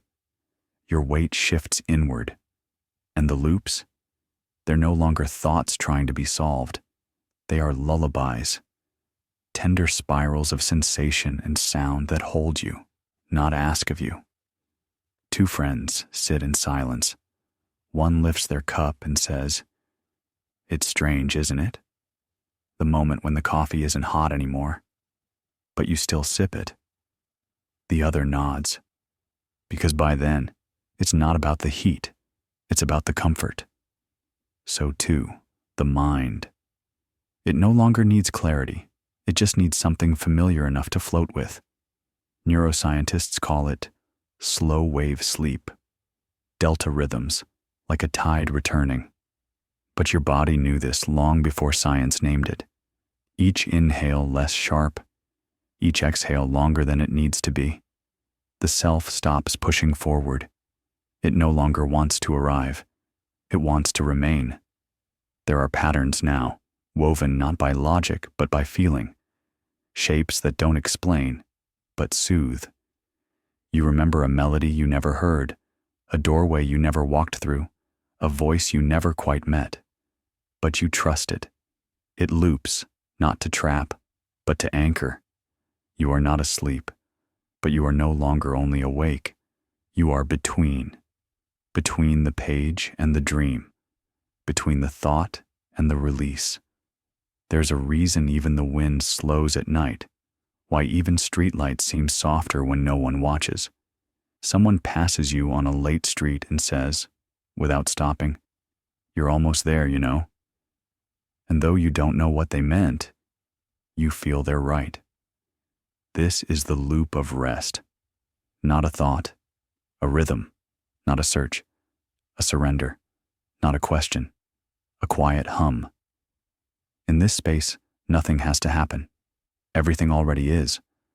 The mind unwinds not by force, but by trust, and you begin to realize, maybe the point was never to think your way out. Maybe it was always to listen your way in.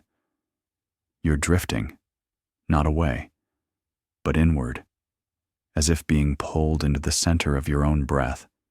There's no alarm here, no alertness waiting for your return. The world has stopped waiting, and that's okay. You don't need to be held up anymore, because now the loop itself is carrying you, like water carries a leaf, like night carries the stars, like silence carries the next moment, effortlessly. And so the loop begins to open, not breaking, not ending, just widening, until there is only space, spaciousness, the presence that doesn't speak. You are home now, not because you arrived, but because the need to arrive has faded. And next, the final loop will not hold you. It will let you go, completely, gently, into the space that has no center, no edge, only stillness. The stillness that watches even dreams unfold. The home beyond the loop. You are not arriving, you are returning, and not to a place, but to something quieter than place, something that has been waiting, patient, beneath every loop we've wandered through. This whole journey, through the paradoxes that questioned your identity, the mirrors that folded reality, the voices that once guided thought, has always been gently circling back to here. This stillness, this soft, boundless awareness. There is no need to understand this moment. Understanding belongs to the loop. Commentary belongs to the loop. But here, at the end, there is nothing left to name, just a presence, wide and wordless, like the hush before music, like the pause between waves. In this moment, you are not the seeker. You are not the story. You are not even the voice that wondered. You are what held it all, what allowed the mind to wander, and what welcomes it home again. You are not the loop. You are the space it danced in. You are not the thought. You are the silence that cradled it before it even rose. Two voices drift into the quiet, softer now. Do you think it ever ends? Number, I think it only changes shape. Like breath, so we were never really lost. We just forgot we already were. Home. Nothing remains to be solved. Nothing asks to be answered. The loops were never problems.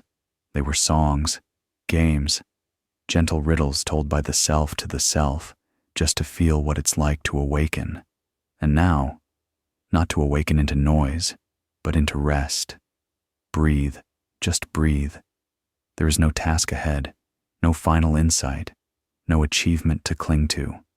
Even the idea of you, the one who walked this path, fades gently into the dusk, not disappearing, not vanishing, but becoming wide, spacious, whole. Close your eyes, not as an end, but as a soft beginning. You are not falling asleep. You are falling inward, falling back through the layers of identity and story, down into the quiet truth that never needed to be spoken. You are already what you sought. You are already where you longed to be. Sleep well, beautiful mind. The mystery is still here, and when you wake, it will be smiling. So here we are. 3 hours later? Or was it just one long thought? The loops never really ended. They only grew quieter, like ripples settling in a still pond. Perhaps the mind doesn't think in lines at all. Perhaps it dreams in circles. And if you trace them long enough, not to escape, not to solve, but simply to witness, you begin to feel it. Not confusion, not clarity, but peace. Because sometimes the most profound realizations aren't loud. They arrive like a soft breath saying, "You were never lost, just turning." So close your eyes now, if they're not closed already. There is nothing left to understand, only a presence waiting beneath the thought. Sleep gently, beautiful mind. The mystery doesn't mind being unsolved. It only wants to be held.